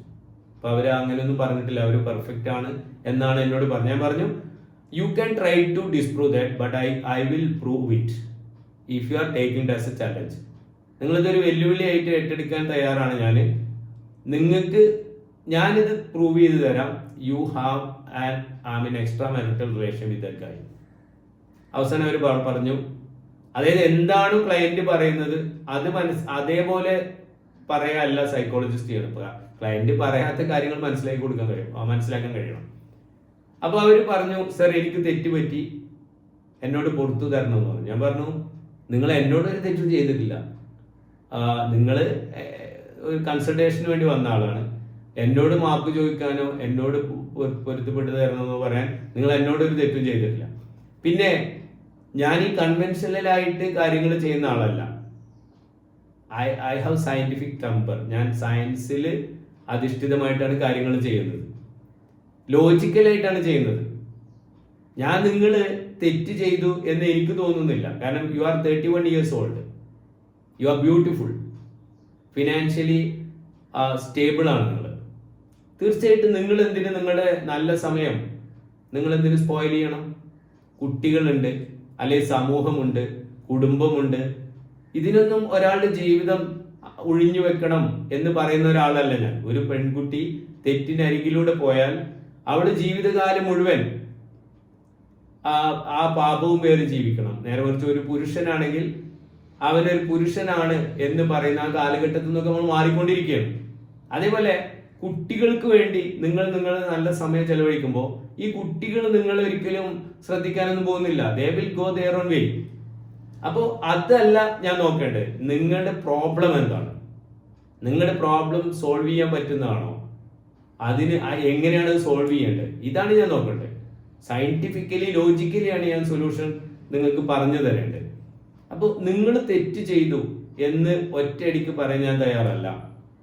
നിങ്ങൾ തെറ്റ് ചെയ്തതും എന്നോടല്ല. നിങ്ങൾ ഈ 31 വയസ്സിൽ ഇത്രയും സുന്ദരിയായിട്ടുള്ള നിങ്ങളുടെ ഭർത്താവിൽ നിന്ന് മാറി വേറൊരാൾ ഒരു എക്സ്ട്രാ മെറിറ്റൽ റിലേഷനിലേക്ക് പോകുന്നുണ്ടെങ്കിൽ there must be a reason behind it. അദ്ദേഹത്തെ ഞാൻ കണ്ടിട്ടില്ല, അദ്ദേഹത്തോട് ഞാൻ സംസാരിച്ചില്ല. നിങ്ങളുടെ ഭർത്താവ് കൂടെയുണ്ട്. അപ്പൊ നിങ്ങൾ പറയണം, നിങ്ങളുടെ ഭർത്താവിനേക്കാൾ നിങ്ങൾക്ക് ആ കാമുകനിൽ നിന്ന് എന്താണ് കൂടുതൽ കിട്ടുന്നത്? അതെ, ഞാൻ കൂടെ ഇല്ലാത്തത് കൊണ്ട് എനിക്ക് അയാളോട് സംസാരിക്കാൻ പറ്റാത്തതുകൊണ്ട് എനിക്കറിയില്ല. അപ്പൊ നിങ്ങൾ പറഞ്ഞു തരണം എന്താണ്. അപ്പൊ ഇവര് പറയാണ് എല്ലാം കൊണ്ട് എന്റെ ഭർത്താവാണ് പെർഫെക്റ്റ്. അപ്പോൾ ഞാൻ പറഞ്ഞു, അപ്പൊ നിങ്ങൾ ചെയ്യുന്നത് തെറ്റാണല്ലോ. എല്ലാം ഇവിടെ ഉണ്ടായിട്ട് നിങ്ങൾ അങ്ങോട്ട് പോകുന്നുണ്ടെങ്കിൽ, അല്ല സർ കുറച്ച് കെയറിങ്. ഓക്കെ, അപ്പോൾ ഈ വ്യക്തി ഒരു ജനപ്രതിനിധിയാണ്, നാട്ടിലെ പ്രമുഖനാണ്. 2 മണിക്കും 3 മണിക്കും ഒക്കെയാണ് വീട്ടിൽ വരുന്നത്. അയാൾ ചിന്തിക്കുന്നത് എന്താണ്? വൈഫിന് കാറുണ്ട്, മറ്റു സൗകര്യങ്ങളുണ്ട്, പിന്നെ ഫ്രീഡം കൊടുക്കുന്നുണ്ട്. ഇതൊന്നുമല്ല പാർട്ണർ, ഇത് അല്ല പ്രതീക്ഷിക്കുന്നത്. അവര് പ്രതീക്ഷിക്കുന്ന ആ രീതിയിലേക്ക് ഭർത്താവിന് കൊടുക്കാൻ കഴിയുന്നില്ല എന്ന് ഇന്റലിജന്റ് ആയിട്ടുള്ള, എഡ്യൂക്കേറ്റഡ് ആയിട്ടുള്ള, ജെന്റിൽമാൻ ആയിട്ടുള്ള ആ ഭർത്താവ് മനസ്സിലാക്കുകയും അദ്ദേഹത്തിന്റെ തെറ്റ് അംഗീകരിക്കുകയും ഇവരുടെ തെറ്റ് അംഗീകരിക്കുകയും ചെയ്ത് അവരിന്ന് സുഖമായി ജീവിക്കുന്നു. അപ്പൊ ഞാൻ പറയുന്നത്, പല പ്രശ്നങ്ങളിലും, പല കുടുംബ പ്രശ്നങ്ങളിലും സെക്സ് ഒരു വില്ലനാണ്. ഇനി നേരത്തെ ഞാൻ 85% കൂട്ട ആത്മഹത്യകൾ കേരളത്തിൽ സംഭവിക്കുന്നതിന്റെ ഒരു കാരണം കുടുംബപരമായ ശൈഥില്യമാണ് എന്ന് പറഞ്ഞതുപോലെ തന്നെ സെക്സ് ഒരു വലിയ റോള് വഹിക്കുന്നുണ്ട് ഈ ഇത്തരം കൊലപാതകങ്ങൾ. ഭാര്യയെ വെട്ടിക്കൊല്ലുന്ന ഭർത്താവ്, നമ്മൾ പറയാൻ എന്താണ്, മയക്കുമരുന്നിന് അടിമയായ അല്ലെങ്കിൽ മദ്യപാനിയായ ഭർത്താവ് ഭാര്യയെ വെട്ടിക്കൊന്നു. സത്യത്തിൽ അവിടെ എന്താ സംഭവിക്കുന്നത്? ഈ ആൽക്കഹോള്, പിന്നെ അതേപോലുള്ള സാധനം, കനാബീസ്, ഇതൊക്കെ ഡിപ്രസൻസ് ആണ്. മയക്കുമരുന്ന് 4 തരത്തിലാണ്: സ്റ്റിമുലൻസ്, ഡിപ്രസൻസ്, നർക്കോട്ടിക്സ്, ഹാലുസിനോജൻസ്. ഇത് 4 രീതിയിലാണ് ശരീരത്തിലെ നെർവസ് സിസ്റ്റം, അതായത് സെൻട്രൽ നെർവസ് സിസ്റ്റം തൊട്ട് ലിംബിക് സിസ്റ്റത്തെ ബാധിക്കുന്നത്. അപ്പൊ ഈ പിന്നെ ആൽക്കഹോൾ അല്ലെങ്കിൽ കനാബീസ് ഒക്കെ കൂടുതൽ ഉപയോഗിക്കുമ്പോൾ തീർച്ചയായിട്ടും അയാൾ സെക്ഷലി ഒരു പാതി ഇമ്പോർട്ടൻസിയിലേക്ക് പോകും. രാത്രി അദ്ദേഹത്തിന് സ്വന്തം ഭാര്യയെ സംതൃപ്തിപ്പെടുത്താൻ കഴിയില്ല. അവിടെ രാത്രി അയാൾ ഉറങ്ങുന്നില്ല. രാവിലെ എണീക്കുമ്പോൾ ഒരു കൺവെൻഷണൽ കുടുംബത്തിൽ ഈ സ്ത്രീ അവരുടെ വിധിയാണിതെന്ന് മനസ്സിലാക്കി അവരവരുടെ കുടുംബത്തെ, കുട്ടികളെ, ബാക്കിയുള്ള കാര്യങ്ങളൊക്കെ, ഇല്ലോസിനൊക്കെ സംരക്ഷിക്കാൻ വേണ്ടി അവളുടെ റുട്ടീൻ വർക്ക് ചെയ്യാണ് രാവിലെ. അപ്പൊ ഇവന് രാത്രി ഉറങ്ങിയിട്ടില്ല. അവൻ ചിന്തിക്കുന്നത് നേരെ തിരിച്ചാണ്. ഞാന് ഒരു ഭർത്താവ് എന്നുള്ള നിലക്ക് അവളുടെ ആഗ്രഹം എനിക്ക് പൂർത്തീകരിച്ചു കൊടുക്കാൻ കഴിഞ്ഞിട്ടില്ല. പക്ഷേ എനിക്ക് ഇന്നലെ ഉറങ്ങാൻ പറ്റിയില്ല. പക്ഷെ ഇവള് വളരെ ഉടുത്തൊരുങ്ങി അവൾ അവളുടെ റുട്ടീൻ പരിപാടികൾ ചെയ്തു. ഇതിന്റെ യാഥാർത്ഥ്യത്തിലേക്ക് അവൻ ചിന്തിക്കാതെ വികലമായ ചിന്തയിലേക്ക് അവൻ പോകുന്നു. അങ്ങനെ സ്ട്രെസ് വന്നിട്ട് ഇന്നേ വരെ സബ്സ്റ്റൻസ് യൂസ് ചെയ്ത് ഒരാളുടെ സ്ട്രെസ്സും മാറിയതായിട്ട് ഞാൻ കേട്ടിട്ടില്ല, ഞാൻ ഇതുവരെ എവിടെ വായിച്ചിട്ടില്ല. അപ്പൊ അവൻ എന്ത് സബ്സ്റ്റൻസ് ആണോ യൂസ് ചെയ്യുന്നത്, കഞ്ചാവാണ് യൂസ് ചെയ്യുന്നത് കഞ്ചാവ്, ഹാൻഡ്സ് ആണെങ്കിൽ ഹാൻഡ്സ്, അതല്ല ആൽക്കഹോൾ ആണെങ്കിൽ ആൽക്കഹോൾ, അത് യൂസ് ചെയ്യാനാണ് അവൻ പോകുന്നത്. തിരിച്ചു വരുമ്പോ വീണ്ടും ഇതേ രംഗം. ഇവള് വളരെ ഹാപ്പി ആയിട്ട് നിൽക്കുന്നു. അപ്പൊ അപ്പുറത്ത് ഏതെങ്കിലും ഒരു ചെക്കന്റെ തല കാണുന്നു, ഇവൻ കഥ എഴുതുന്നു, അതുമായി ബന്ധപ്പെടുത്തി എന്തെങ്കിലും പറയുന്നു. ഒരു തെറ്റും ചെയ്യാത്ത ആ നിഷ്കളങ്കയായ സ്ത്രീ തീർച്ചയായിട്ടും പ്രതികരിക്കുമ്പോൾ വീണ്ടും അവൻ ഒരു സ്റ്റെപ്പും കൂടി എടുക്കാൻ പോകുന്നു. തിരിച്ചു വരുമ്പോ വഴക്കുണ്ടാവുന്നു. അവന്റെ കയ്യിൽ എന്താണോ ഉള്ളത് അത് വെച്ച് അവൻ അവളെ ഉപദ്രവിക്കുന്നു. ഒരുപക്ഷെ മരണം വരെ സംഭവിക്കുന്നു. ഇത് കേരളത്തില് ദിനേന സംഭവിച്ചുകൊണ്ടിരിക്കുന്ന മറ്റൊരു ദുരന്തമാണ്. അപ്പൊ ഇവിടെ sex plays a crucial role. കാരണം ചാനലായിട്ട് ഒരു കാരണമായിട്ട് അവിടെ സബ്സ്റ്റൻസ് വരുന്നുണ്ടെങ്കിലും സെക്സ് പ്രധാനപ്പെട്ട വില്ലനാണെന്ന് പലപ്പോഴും നമ്മൾ മനസ്സിലാക്കുന്നില്ല. സെക്സ് ഒരു വൈവാഹിക ജീവിതത്തിൽ once in 15 days എങ്കിലും സെക്ഷൽ ഇന്റർകോഴ്സിലേക്ക്, സെക്സ് ആസ്വദിക്കുന്നതിലേക്ക് കുടുംബങ്ങൾ പോകുന്നില്ലെങ്കിൽ അവിടെ പ്രോബ്ലംസ് എന്തായാലും ഉണ്ടാവും. ഇനിയുള്ള കാലഘട്ടത്തിൽ അതായത് സ്ത്രീ ശാക്തീകരണം വളരെ സ്ട്രോങ് ആയിട്ട് പോകുന്ന ആ ഒരു കാലഘട്ടം ആയതുകൊണ്ട് തന്നെ അതിന്റെ ഇൻസിഡൻസ് കൂടി വരും. കാരണം ഞാൻ നേരത്തെ പറഞ്ഞു 40% വിവാഹമോചനങ്ങൾ കൂടി വരികയാണ്. ഇതിന്റെ ഒരു കാരണം യഥാർത്ഥത്തിൽ സെക്സ്വൽ ലൈഫ് പരാജയപ്പെടുന്നു എന്നത് തന്നെയാണ്. സെക്സിൽ 5 ഫേസസ് ആണുള്ളത്, 5 സ്റ്റേജസ് ആണുള്ളത്. Anticipate, excitement, പ്ലാറ്റു, orgasm and resolution. എന്താണ് ആന്റിസിപ്പേറ്റ് എന്ന് പറയുന്നത്? പാർട്ട്ണറോട് സെക്സ് ചെയ്യണം എന്ന ഫീലിംഗ് ആണ്. ആ ഫീലിംഗ് വരുമ്പോൾ തീർച്ചയായിട്ടും അവിടെ അനുവർത്തിക്കേണ്ട ചില കാര്യങ്ങളുണ്ട്. കൺസെന്റ്, പരസ്പരം സമ്മതം വാങ്ങണം. എസ്പെഷ്യലി ലേഡീസിനെ സംബന്ധിച്ചിടത്തോളം അവർക്ക് പല പ്രോബ്ലംസ് ഉണ്ടാവും. അപ്പൊ അത് കമ്മ്യൂണിക്കേറ്റ് ചെയ്ത് ഇനി അപ്പോഴും അനിയന്ത്രിതമായിട്ട് ഇങ്ങനെ ഒരു ആന്റിസിപ്പേഷൻ മനസ്സിലുണ്ടെങ്കിൽ അതിനുള്ള സേഫ്റ്റി മെഷേഴ്സ് എടുത്തിട്ടാണ് ചെയ്യേണ്ടത്. This is what is anticipate phase അല്ലെങ്കിൽ ആന്റിസിപ്പേറ്റ് സ്റ്റേജ് എന്ന് പറയുന്നത്. രണ്ടാമത്തെ സ്റ്റേജ് എക്സൈറ്റ്മെന്റ് ആണ്. അവിടെ ഫിസിയോളജിക്കലി അതുപോലെ നമ്മുടെ ജെനിറ്റലിനും മസിലിനും ഒക്കെ ഉണ്ടാവുന്ന ചില വ്യത്യാസങ്ങളുണ്ട്, മാറ്റങ്ങളുണ്ട്.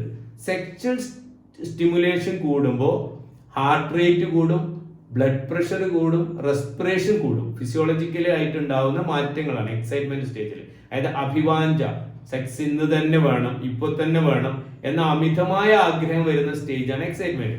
ജെനിറ്റൽ റെസ്പോൺസ്, മെയിൽ എറക്ഷൻ ഉണ്ടാവും. ഫിമെയിൽസിനെ സംബന്ധിച്ചിടത്തോളം ക്ലിറ്റോറിയസും ലേബിയയും ഒന്നുകൂടി ഒന്ന് ചുരുങ്ങുന്ന പോലെയുള്ള ഫീൽ ഉണ്ടാവും. വെജൈനൽ ലൂബ്രിക്കേഷൻ സംഭവിക്കും, മസിലിന് ടെൻഷൻ ഉണ്ടാവും. ഈ സ്റ്റേജ് ആണ് എക്സൈറ്റ്മെന്റ് സ്റ്റേജ് എന്ന് പറയുന്നത്. ദെൻ ഹൈറ്റൻഡ് എറോസൽ, പ്ലാറ്റൂയിൽ എത്തുക എന്ന് പറയുന്നത് ഈ ഒരു എറോസൽ വളരെ സ്ട്രോങ് ആവുകയും ഹാർട്ട് റേറ്റും BP മസിൽ ടെൻഷനും മാക്സിമത്തിലേക്ക് എത്തുകയും ചെയ്യുന്നതാണ് ഈ ഒരു എറോസൽ സ്റ്റേജിൽ ഉണ്ടാവുന്ന അല്ലെങ്കിൽ പ്ലാറ്റു സ്റ്റേജിൽ ഉണ്ടാവുന്നത്. ജെനിറ്റല് ലൂബ്രിക്കേഷൻ കൂടുന്നു, പിന്നെ ടെസ്റ്റസ് 2 ഭാഗത്തേക്ക് മാറി നിൽക്കുന്നു.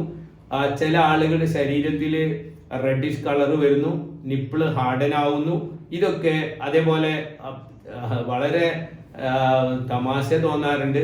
പിച്ചും പേയും പറയാണ് എന്നതിൻ്റെയൊക്കെ പേരിൽ പിന്നെ വഴക്കുണ്ടാവുന്ന കുടുംബങ്ങളുണ്ട്. കുട്ടികളുണ്ട് അവിടെ, അല്ലെങ്കിൽ ഇൻലോസ് ഉണ്ട്, അവർ കേൾക്കും. ഇതൊക്കെ പ്ലാറ്റു സ്റ്റേജിൽ നടക്കുന്ന സെക്സ് ആസ്വദിക്കുന്ന ഒരു സംഗതിയാണ്. ഇതിന്റെ ഭാഗമാണ്. ഇതുപോലും അറിയാത്ത ആളുകൾ ഇന്ന് സമൂഹത്തിലുണ്ട്. ദെൻ സ്റ്റേജ് 4 ഓർഗാസം, അതായത് രതിമൂർച്ച, ഇന്റൻസ് പ്ലഷറബിൾ ഫിസിക്കൽ സെൻസേഷൻ. ഏറ്റവും കൂടുതൽ സംതൃപ്തി കിട്ടുന്ന ഘട്ടമാണത്. അത് മെയിലാണെങ്കിൽ ഇജാക്കുലേഷൻസ്, സ്ഖലനം സംഭവിക്കുന്നു. ബ്രെയിനിൽ ഡോപ്പമൈനും ഓക്സിറ്റോസിനും പ്രൊഡ്യൂസ് ചെയ്യുന്നു, സെറോട്ടോണിനും പ്രൊഡ്യൂസ് ചെയ്യുന്നു, സന്തോഷവും സംതൃപ്തിയും. അപ്പൊ നല്ല ആരോഗ്യം നിലനിർത്തണമെങ്കിൽ സെക്സ് അനിവാര്യമാണ് എന്നത് നമ്മൾ സൂചിപ്പിക്കുന്നു. അതേപോലെ റെസൊല്യൂഷൻ സ്റ്റേജ്, ഇത് കഴിഞ്ഞു കഴിഞ്ഞാൽ ബേസ് ലൈനിലേക്ക് മാറുന്നു. ഹാർട്ട് റേറ്റും ബിപിയും ബ്രീത്തിങ്ങും സ്ലോ ആവുന്നു. ഏറ്റവും പ്രധാനപ്പെട്ട പലർക്കും അറിയാത്ത, അതായത് ഓർഗാസം വീണ്ടും സ്ത്രീകൾക്ക് വരാനുള്ള സാധ്യത വളരെ കൂടുതലാണ്. നേരെ മറിച്ച് പുരുഷനെ സംബന്ധിച്ചിടത്തോളം ഓർഗാസത്തിന്റെ രണ്ടാമത്തെ ചാൻസ് വളരെ പരിമിതമാണ്. അങ്ങനെ സാധാരണ സംഭവിക്കാറില്ല. പലപ്പോഴും സ്ത്രീയെയാണ് നമ്മൾ കുറ്റപ്പെടുത്താറുള്ളത്. സ്ത്രീക്ക് വികാരമില്ല എന്നൊക്കെ പറയുന്ന വിഡിത്തങ്ങളൊക്കെ നമ്മൾ കേൾക്കാറുണ്ട്.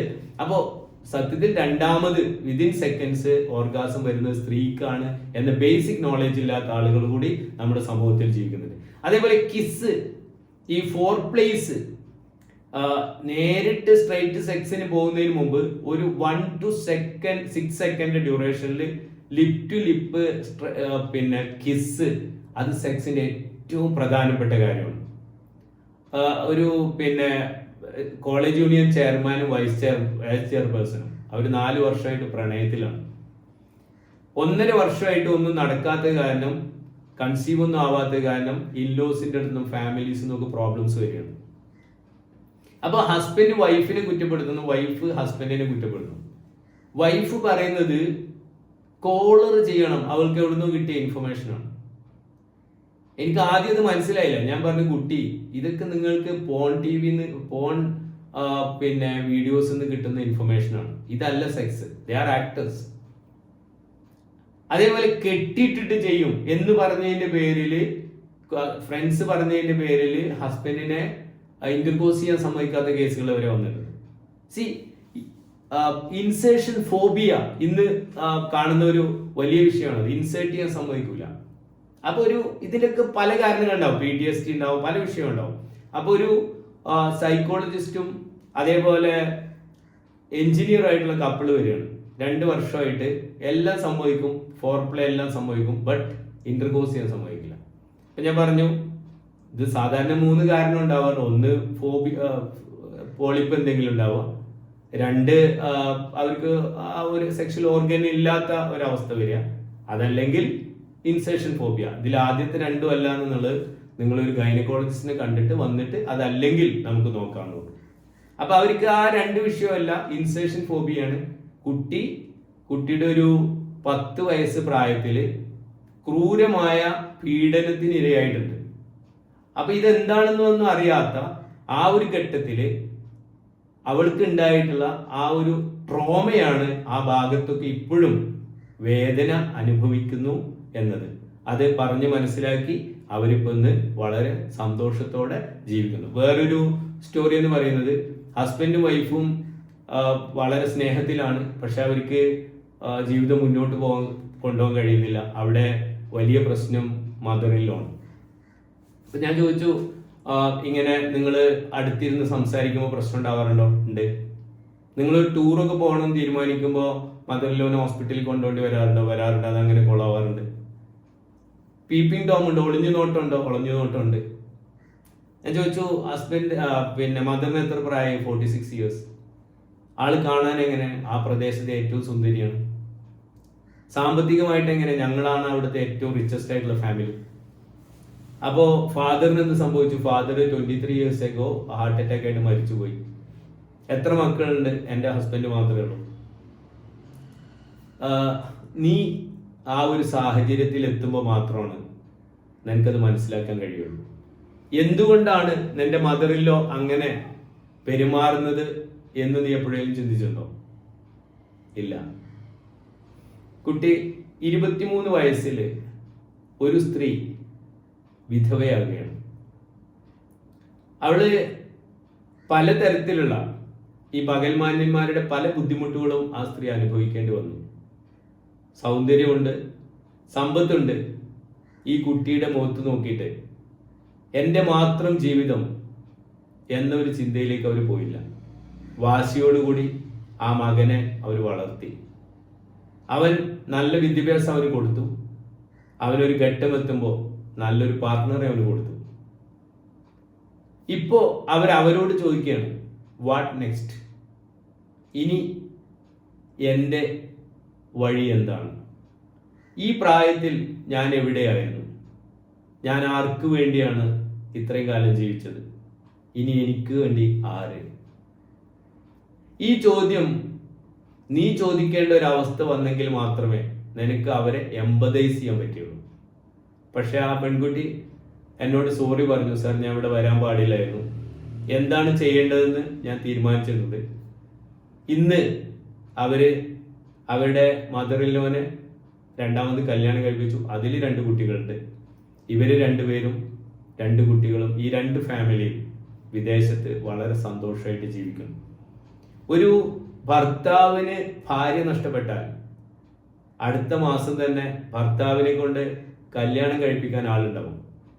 എന്നാൽ ഭാര്യയ്ക്ക് ഭർത്താവ് നഷ്ടപ്പെട്ടാൽ അത് 18 വയസ്സായാലും 20 വയസ്സായാലും അവൾ പിന്നെ ജീവിതകാലം മുഴുവൻ വിധവയാണ്. അപ്പോൾ ഒന്നുകിൽ ഭർത്താവ് മരിച്ച വിധവയായിട്ടോ അല്ലെങ്കിൽ ഭർത്താവ് ജീവിച്ചിരിക്കുമ്പോൾ വിധവയാകുന്ന തരത്തിലോ ജീവിക്കുന്ന എത്രയോ ആളുകൾ നമ്മുടെ ഇടയിലുണ്ട്. ഇതൊന്നും ഇനി നടക്കാൻ പോകുന്നില്ല. കാരണം വിദ്യാഭ്യാസപരമായ പുരോഗതിയിലേക്ക് നമ്മുടെ പെൺകുട്ടികൾ എത്തിക്കഴിഞ്ഞു. അതുകൊണ്ട് തന്നെ ഇനി ഒരാളുടെ അടിമയായി ജീവിക്കാൻ അവര് തയ്യാറല്ല എന്ന് തന്നെയാണ് പലപ്പോഴും ഇത്തരത്തിലുള്ള ഡിവോഴ്സസിലേക്കും അതേപോലെ പ്രശ്നങ്ങളിലേക്കും ലിറ്റിഗേഷനിലേക്കും ഒക്കെ പോകുന്നത്. ഇത് മനസ്സിലാക്കാൻ സമൂഹവും ബന്ധപ്പെട്ട ആളുകളും പലപ്പോഴും മറന്നു പോകുന്നു. അവർക്ക് അതിനെക്കുറിച്ച് ബോധ്യമില്ല. ഏറ്റവും പ്രധാനപ്പെട്ട ജീവിതത്തിലെ happy married life, happy sex and married life എന്ന ഈ വിഷയം ചർച്ച ചെയ്യപ്പെടുന്നില്ല. അതുകൊണ്ടാണ് ഇങ്ങനെ ഒരു പ്രോഗ്രാം ഈ സമയത്ത് കേരളത്തിലുടനീളം നടത്താൻ ഞാൻ തീരുമാനിച്ചത്. Professional entrepreneurship and excellence program എന്നതിന്റെ ഭാഗമായി ഓൺലൈൻ ഓഫ്ലൈൻ ആയിട്ട് തുടർന്നും ഈ പ്രോഗ്രാമുകൾ നിങ്ങൾക്ക് പ്രതീക്ഷിക്കാം. ഇനി Q&A സെഷനാണ്. നിങ്ങൾക്ക് എന്നെ ചോദ്യം ചെയ്യാനും വിമർശിക്കാനും കളിയാക്കാനുമുള്ള അവസരമാണ്. അത് കഴിഞ്ഞതിന് ശേഷം let us sign off. Over to you, the audience.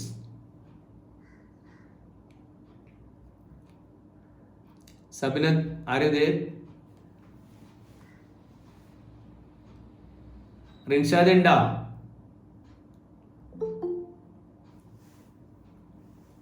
Okay, ചോദിച്ചോളൂ. പ്രസന്റേഷൻ നമുക്ക് ഓഫ് ആക്കാം അല്ലെ?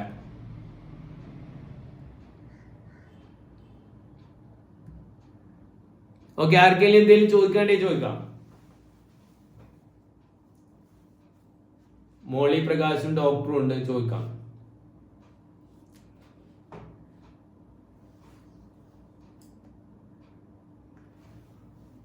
അൺമ്യൂട്ട് ചെയ്യണം മാഡം. മ്യൂട്ടാണ്, അൺമ്യൂട്ട് ചെയ്യൂ.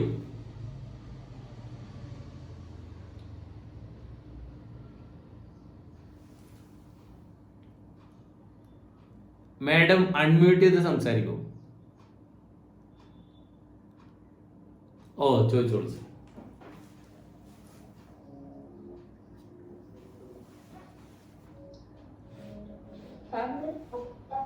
എല്ലാവർക്കും ഒരു ഇൻവെഷൻ കൊടുക്കും, അറിവും കിട്ടും. തീർച്ചയായും സാറിന് പറഞ്ഞ കാര്യങ്ങൾ വളരെ ശരിയാണ്. ആവശ്യമുള്ള കാര്യമാണ്. പരസ്പരം ഒരു ധാരണയും അറേഞ്ച്മെന്റും ഉണ്ടായാൽ തന്നെ കുടുംബം ജീവിതം നല്ല രീതിയിൽ പോകും എന്നുള്ളത് സാറ് വളരെയധികം മനസ്സിലാക്കി തന്നു. Thank you ma'am. അതായത് ജീവിതത്തിലെ അനുഭവത്തിലൂടെ നിങ്ങൾ ഞങ്ങളെ പഠിപ്പിച്ചു തന്നു. അതായത് ഡോക്ടർ പ്രകാശ് രാജഗോപാലും മോളി ഞങ്ങളത് കാണിച്ചു തന്നു. What you preach you should practice എന്ന് പറഞ്ഞല്ലോ ഞാൻ നേരത്തെ പറഞ്ഞത്, വാക്ക് ദ ടോക്ക്. അപ്പോൾ നിങ്ങളത് ചെയ്യുന്നത് നിങ്ങളെ കണ്ടുകൊണ്ട് ഞാൻ സമൂഹത്തോട് സംബന്ധിച്ചു, അത്രേ ഉള്ളൂ. ഇന്നും ആ ഇണക്കുരുവികളായി നിങ്ങൾ ജീവിതം കൊണ്ടുപോകുന്നു. അസൂയ തോന്നാറുണ്ട്. ഇപ്പോ ഇവിടെ വലിയ വീടും സൗകര്യങ്ങളൊക്കെ ഒഴിവാക്കി ഇപ്പോഴും ജീവിതം ആസ്വദിക്കാൻ വേണ്ടിയിട്ട് അഹമ്മദാബാദിലേക്ക് പറഞ്ഞ നിങ്ങൾ ശരിക്ക് റോൾ മോഡൽ ഫാമിലിയാണ്. Kudos to you. Thank you sir, Prakash sir. Thank you. നിങ്ങൾ ഈ പരിപാടിയിൽ പങ്കെടുത്ത് തന്നെ എനിക്ക് ഊർജം നൽകി.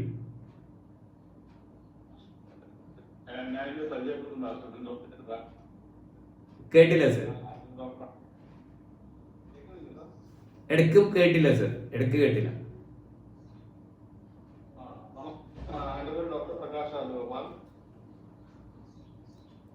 Continue sir.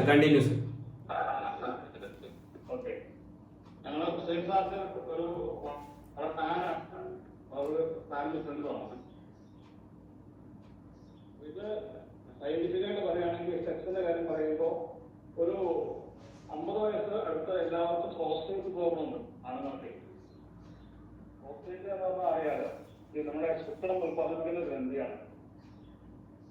അതിന് ജോലി ചെയ്യാണ്ടിരിക്കുമ്പോൾ അത് വീങ്ങും. ഇതൊക്കെ ഉണ്ടായാലും തീർച്ചയായിട്ടും സർ, തീർച്ചയായിട്ടും. It's highly informative sir. Most of the people they don't know this. വലിയ ഓഡിയൻസ് ഒന്നും ഇല്ലെങ്കിൽ ഉള്ള ആൾക്കാർ കേൾക്കേണ്ടതാണ് സർ.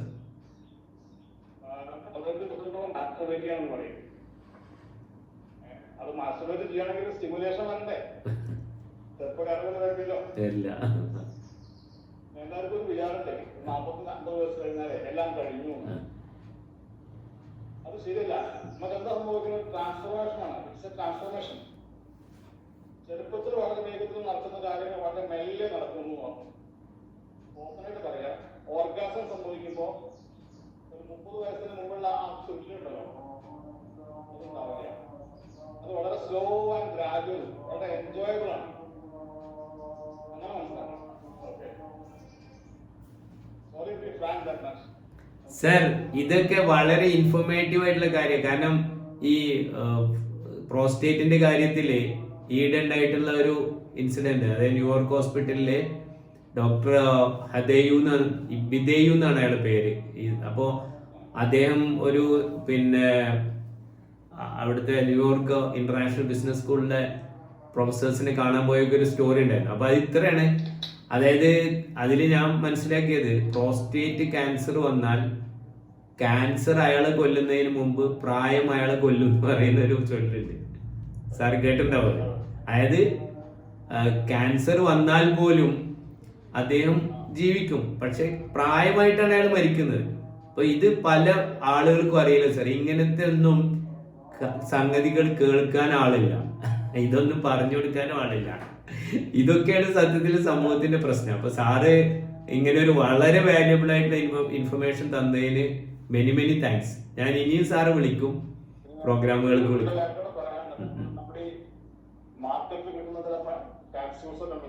വളരെ അപകടകരമാണ്. അതിന് യാതൊരു ആവശ്യമില്ല. നമ്മുടെ മനസ്സ് നിയന്ത്രിച്ച് സാറ് പറഞ്ഞ പോലെ അണ്ടർസ്റ്റാൻഡ് അവർ സ്റ്റേജ്, നമ്മൾ സ്റ്റേജ് മനസ്സിലാക്കുക, അവസ്ഥ മനസ്സിലാക്കുക. രണ്ടുപേരും ഭംഗിയായിട്ട് ഡ്രസ് ചെയ്ത് പരസ്പരം ഗ്രീറ്റ് ചെയ്യുക. ഈ കുളി കഴിഞ്ഞാൽ ബോഡി ഓർഡർ ഉണ്ടാവും, കക്ഷത്തൊരു വാസനയും അത് ഭയങ്കര ഡിപ്രസിംഗ് ആണ്. അപ്പോ നമ്മൾ പുറത്തു പോകുമ്പോൾ മാത്രമല്ല, കുളി കഴിഞ്ഞ ഉടനെ ഡിയോഡറന്റ് യൂസ് ചെയ്യാം. പുറത്തു പോകുമ്പോൾ മാത്രമല്ല, മനസ്സിലായോ? രണ്ടുപേരും ഇവിടെ രാത്രി നമ്മള് ഒന്നിച്ചിരിക്കുന്ന സമയത്ത് എന്തെങ്കിലും ചീത്ത കാര്യങ്ങളോ സുഖമില്ലാത്ത കാര്യങ്ങളോ അപ്പം ഉണ്ടരുത്. ശരിയാക്കി വരുമ്പോഴേക്കും ചെറിയൊരു നെഗറ്റീവ് ശബ്ദം ഉണ്ടായാൽ പോയി അന്നത്തെ രാത്രി പോയി. Very good sir. വളരെ എന്താ പറയാ, സാറിന്റെ പ്രസൻസ് അതാണ് നിങ്ങളിവിടെ വന്നതാണ് ഏറ്റവും വലിയ ഗുണം എന്ന് പറയുന്നത്. ഓഫ്ലൈൻ പ്രോഗ്രാമിലേക്ക് ഇപ്പൊ സാറ് ക്ഷണിക്കാൻ പറ്റൂലല്ലോ, കാരണം അവിടെ നിന്ന് ഇങ്ങോട്ട് വരാൻ. അല്ല, ഓൺലൈനില് ഞാൻ സാറെ എന്തായാലും ഞാൻ പ്രയർ ഇൻഫോം ചെയ്യും. ഓൺലൈനിൽ ഇനി കണ്ടിന്യൂസ് ആയിട്ട് നമുക്ക് റിക്വയർമെന്റ് ഉണ്ട്.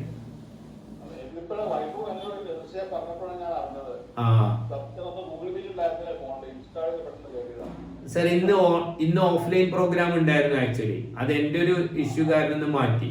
അപ്പൊ ഈ വന്ന ആളുകൾ ബുദ്ധിമുട്ടിക്കണ്ട വിചാരിച്ച് നമ്മൾ മാറ്റി വെക്കുന്ന ശീലമല്ലല്ലോ. അഡ്രസ് പറയാം, എവിടെയെങ്കിലും ഓഡിറ്റോറിയം? അല്ല, ഹോട്ടലിൽ എല്ലാ വീക്കിലും എന്റെ പ്രോഗ്രാംസ് ഉണ്ട്. എവറി വീക്ക് എന്റെ പ്രോഗ്രാംസ് ഉണ്ട്. ഇപ്പൊ ഗ്രീൻ ടേബിൾ റെസ്റ്റോറന്റ് പെരിന്തൽമണ്ണ, പിന്നെ മെഡോറ കാലിക്കറ്റ്, കൊച്ചി, അതേപോലെ ഇവിടെ കോട്ടക്കൽ റിഡ്ജസിൽ അന്ന് സാർ വന്നില്ല. ഇവിടെ മാറി മാറി പ്രോഗ്രാംസ് ഉണ്ട് എവറി വീക്ക്. അല്ല, വേണമെങ്കിൽ ഓൺലൈൻ ആയിട്ട് ജസ്റ്റ് നടത്താൻ. അല്ല, ഇനി രണ്ടും ഉണ്ട്. കാരണം എല്ലാറ്റിനും ഓൺലൈന് ഡിമാൻഡ് ഉണ്ട്. അപ്പൊ ഓൺലൈനും ചെയ്യുന്നില്ല. അതിന്റെ ഭാഗമായിട്ട് അന്ന് ചെയ്യും. ഞങ്ങൾ ബാംഗ്ലൂർ പറയേണ്ടത് എനിക്ക് 66 വയസ്സായ 66 years old now. And wife is 63. Okay. Great sir. ഇനി ഒരുപാട് നാള്. ഒരുപാട് കാലം ഇനി ബാക്കിയുള്ള വിചാരം. So age is only a number അല്ലേ? Keep it up sir. Enjoy. Thank you very much for inviting us. Welcome sir, welcome. Thank you for participating. ഇനി ആർക്കെങ്കിലും എന്തെങ്കിലും ചോദിക്കാണ്ടെങ്കിൽ ചോദിക്കാം.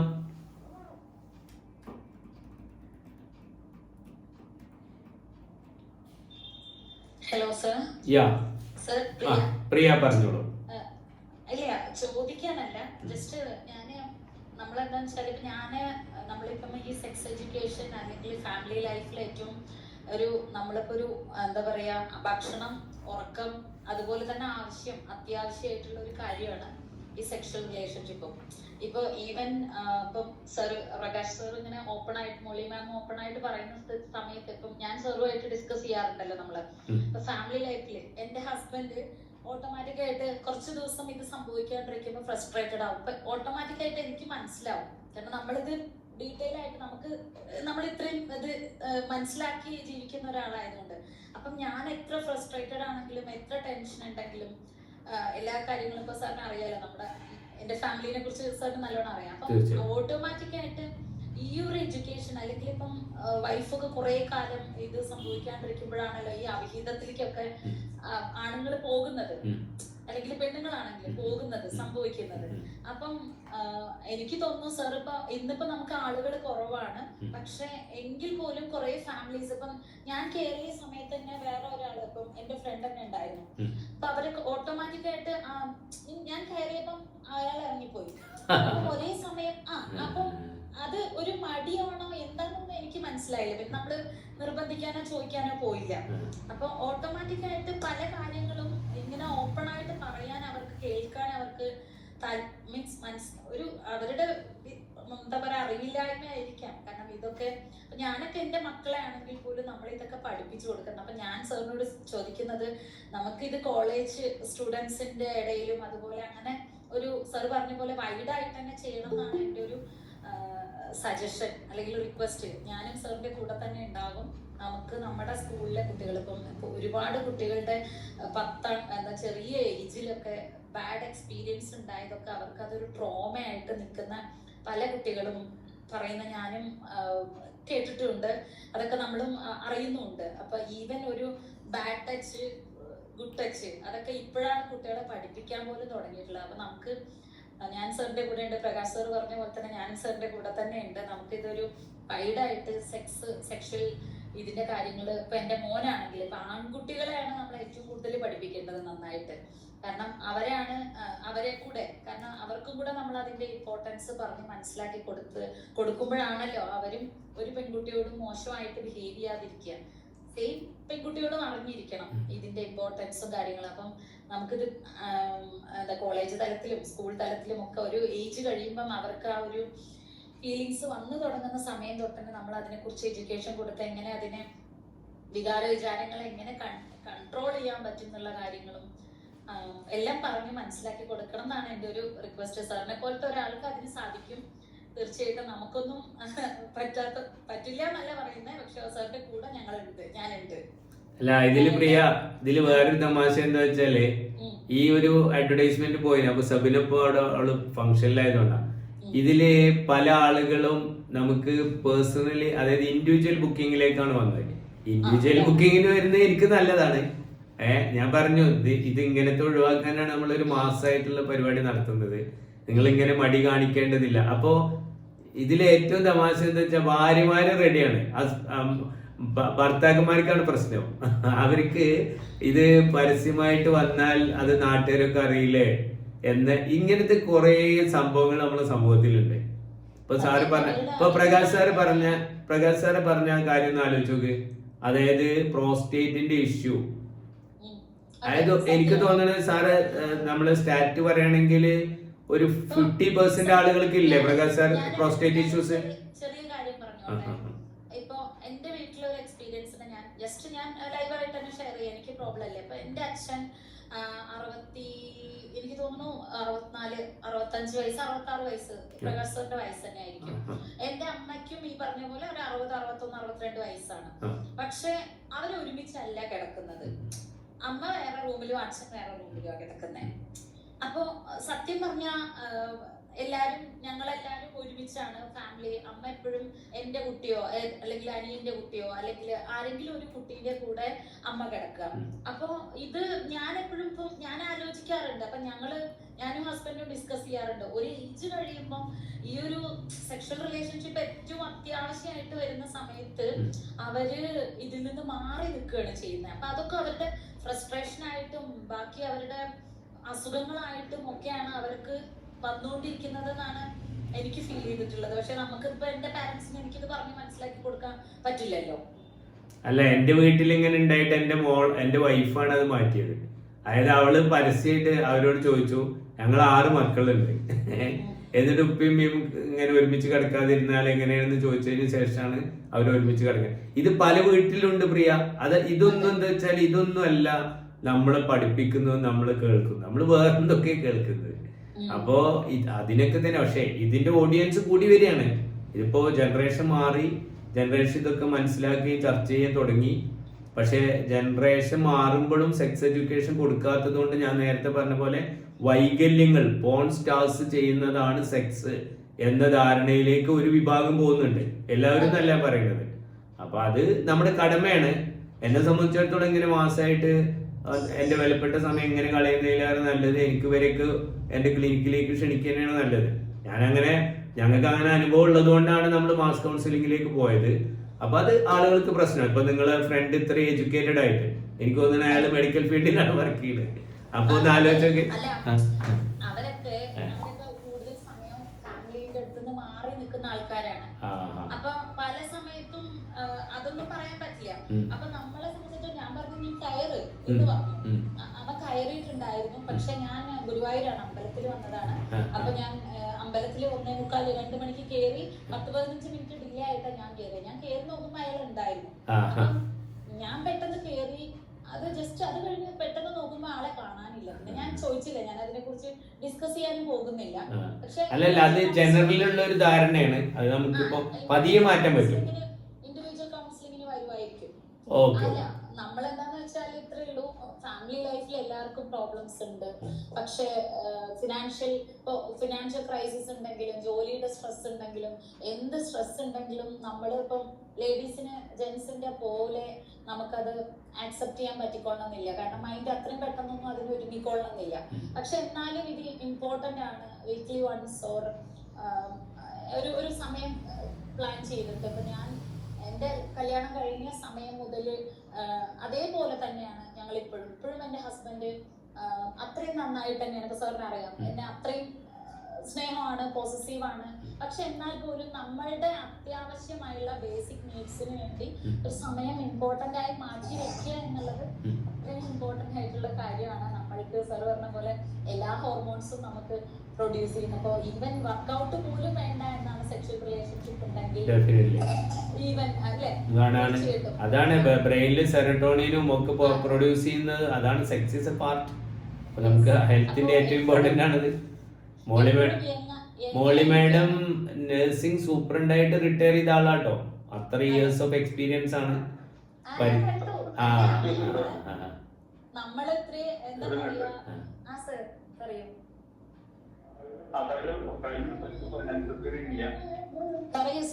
ഹോർമോണിന്റെ കാര്യം പറഞ്ഞപ്പോ പറയാണ്, നമ്മുടെ ഈ ജ്ഞാനം എന്നൊക്കെ കേട്ടിട്ടുണ്ടല്ലോ. നമ്മുടെ ഈ യോഗയുടെ അവസാനം ജ്ഞാനം സമാധി എന്നൊക്കെ പറഞ്ഞൊരു അവസ്ഥ ഉണ്ടല്ലോ.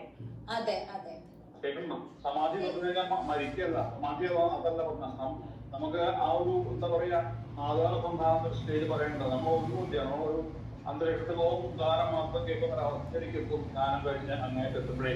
അപ്പൊ നമ്മൾ വേറൊന്നും അറിയില്ല, മനസ്സിലായോ? അപ്പൊ ശരിക്കും ഓർഗാസം ലഭിക്കണം ആ സമയത്ത്. ജസ്റ്റ് ഇമാജിൻ ആ സമയത്ത് എന്തായിരിക്കും നമ്മുടെ അവസ്ഥ, നമുക്ക് ഒന്നും അറിയില്ല. യുനോ അതാണ് ധ്യാനം കൊണ്ടും എന്തും നമുക്ക് കിട്ടുന്നോ അത് ഇതുകൊണ്ട് കിട്ടും, മനസ്സിലായോ?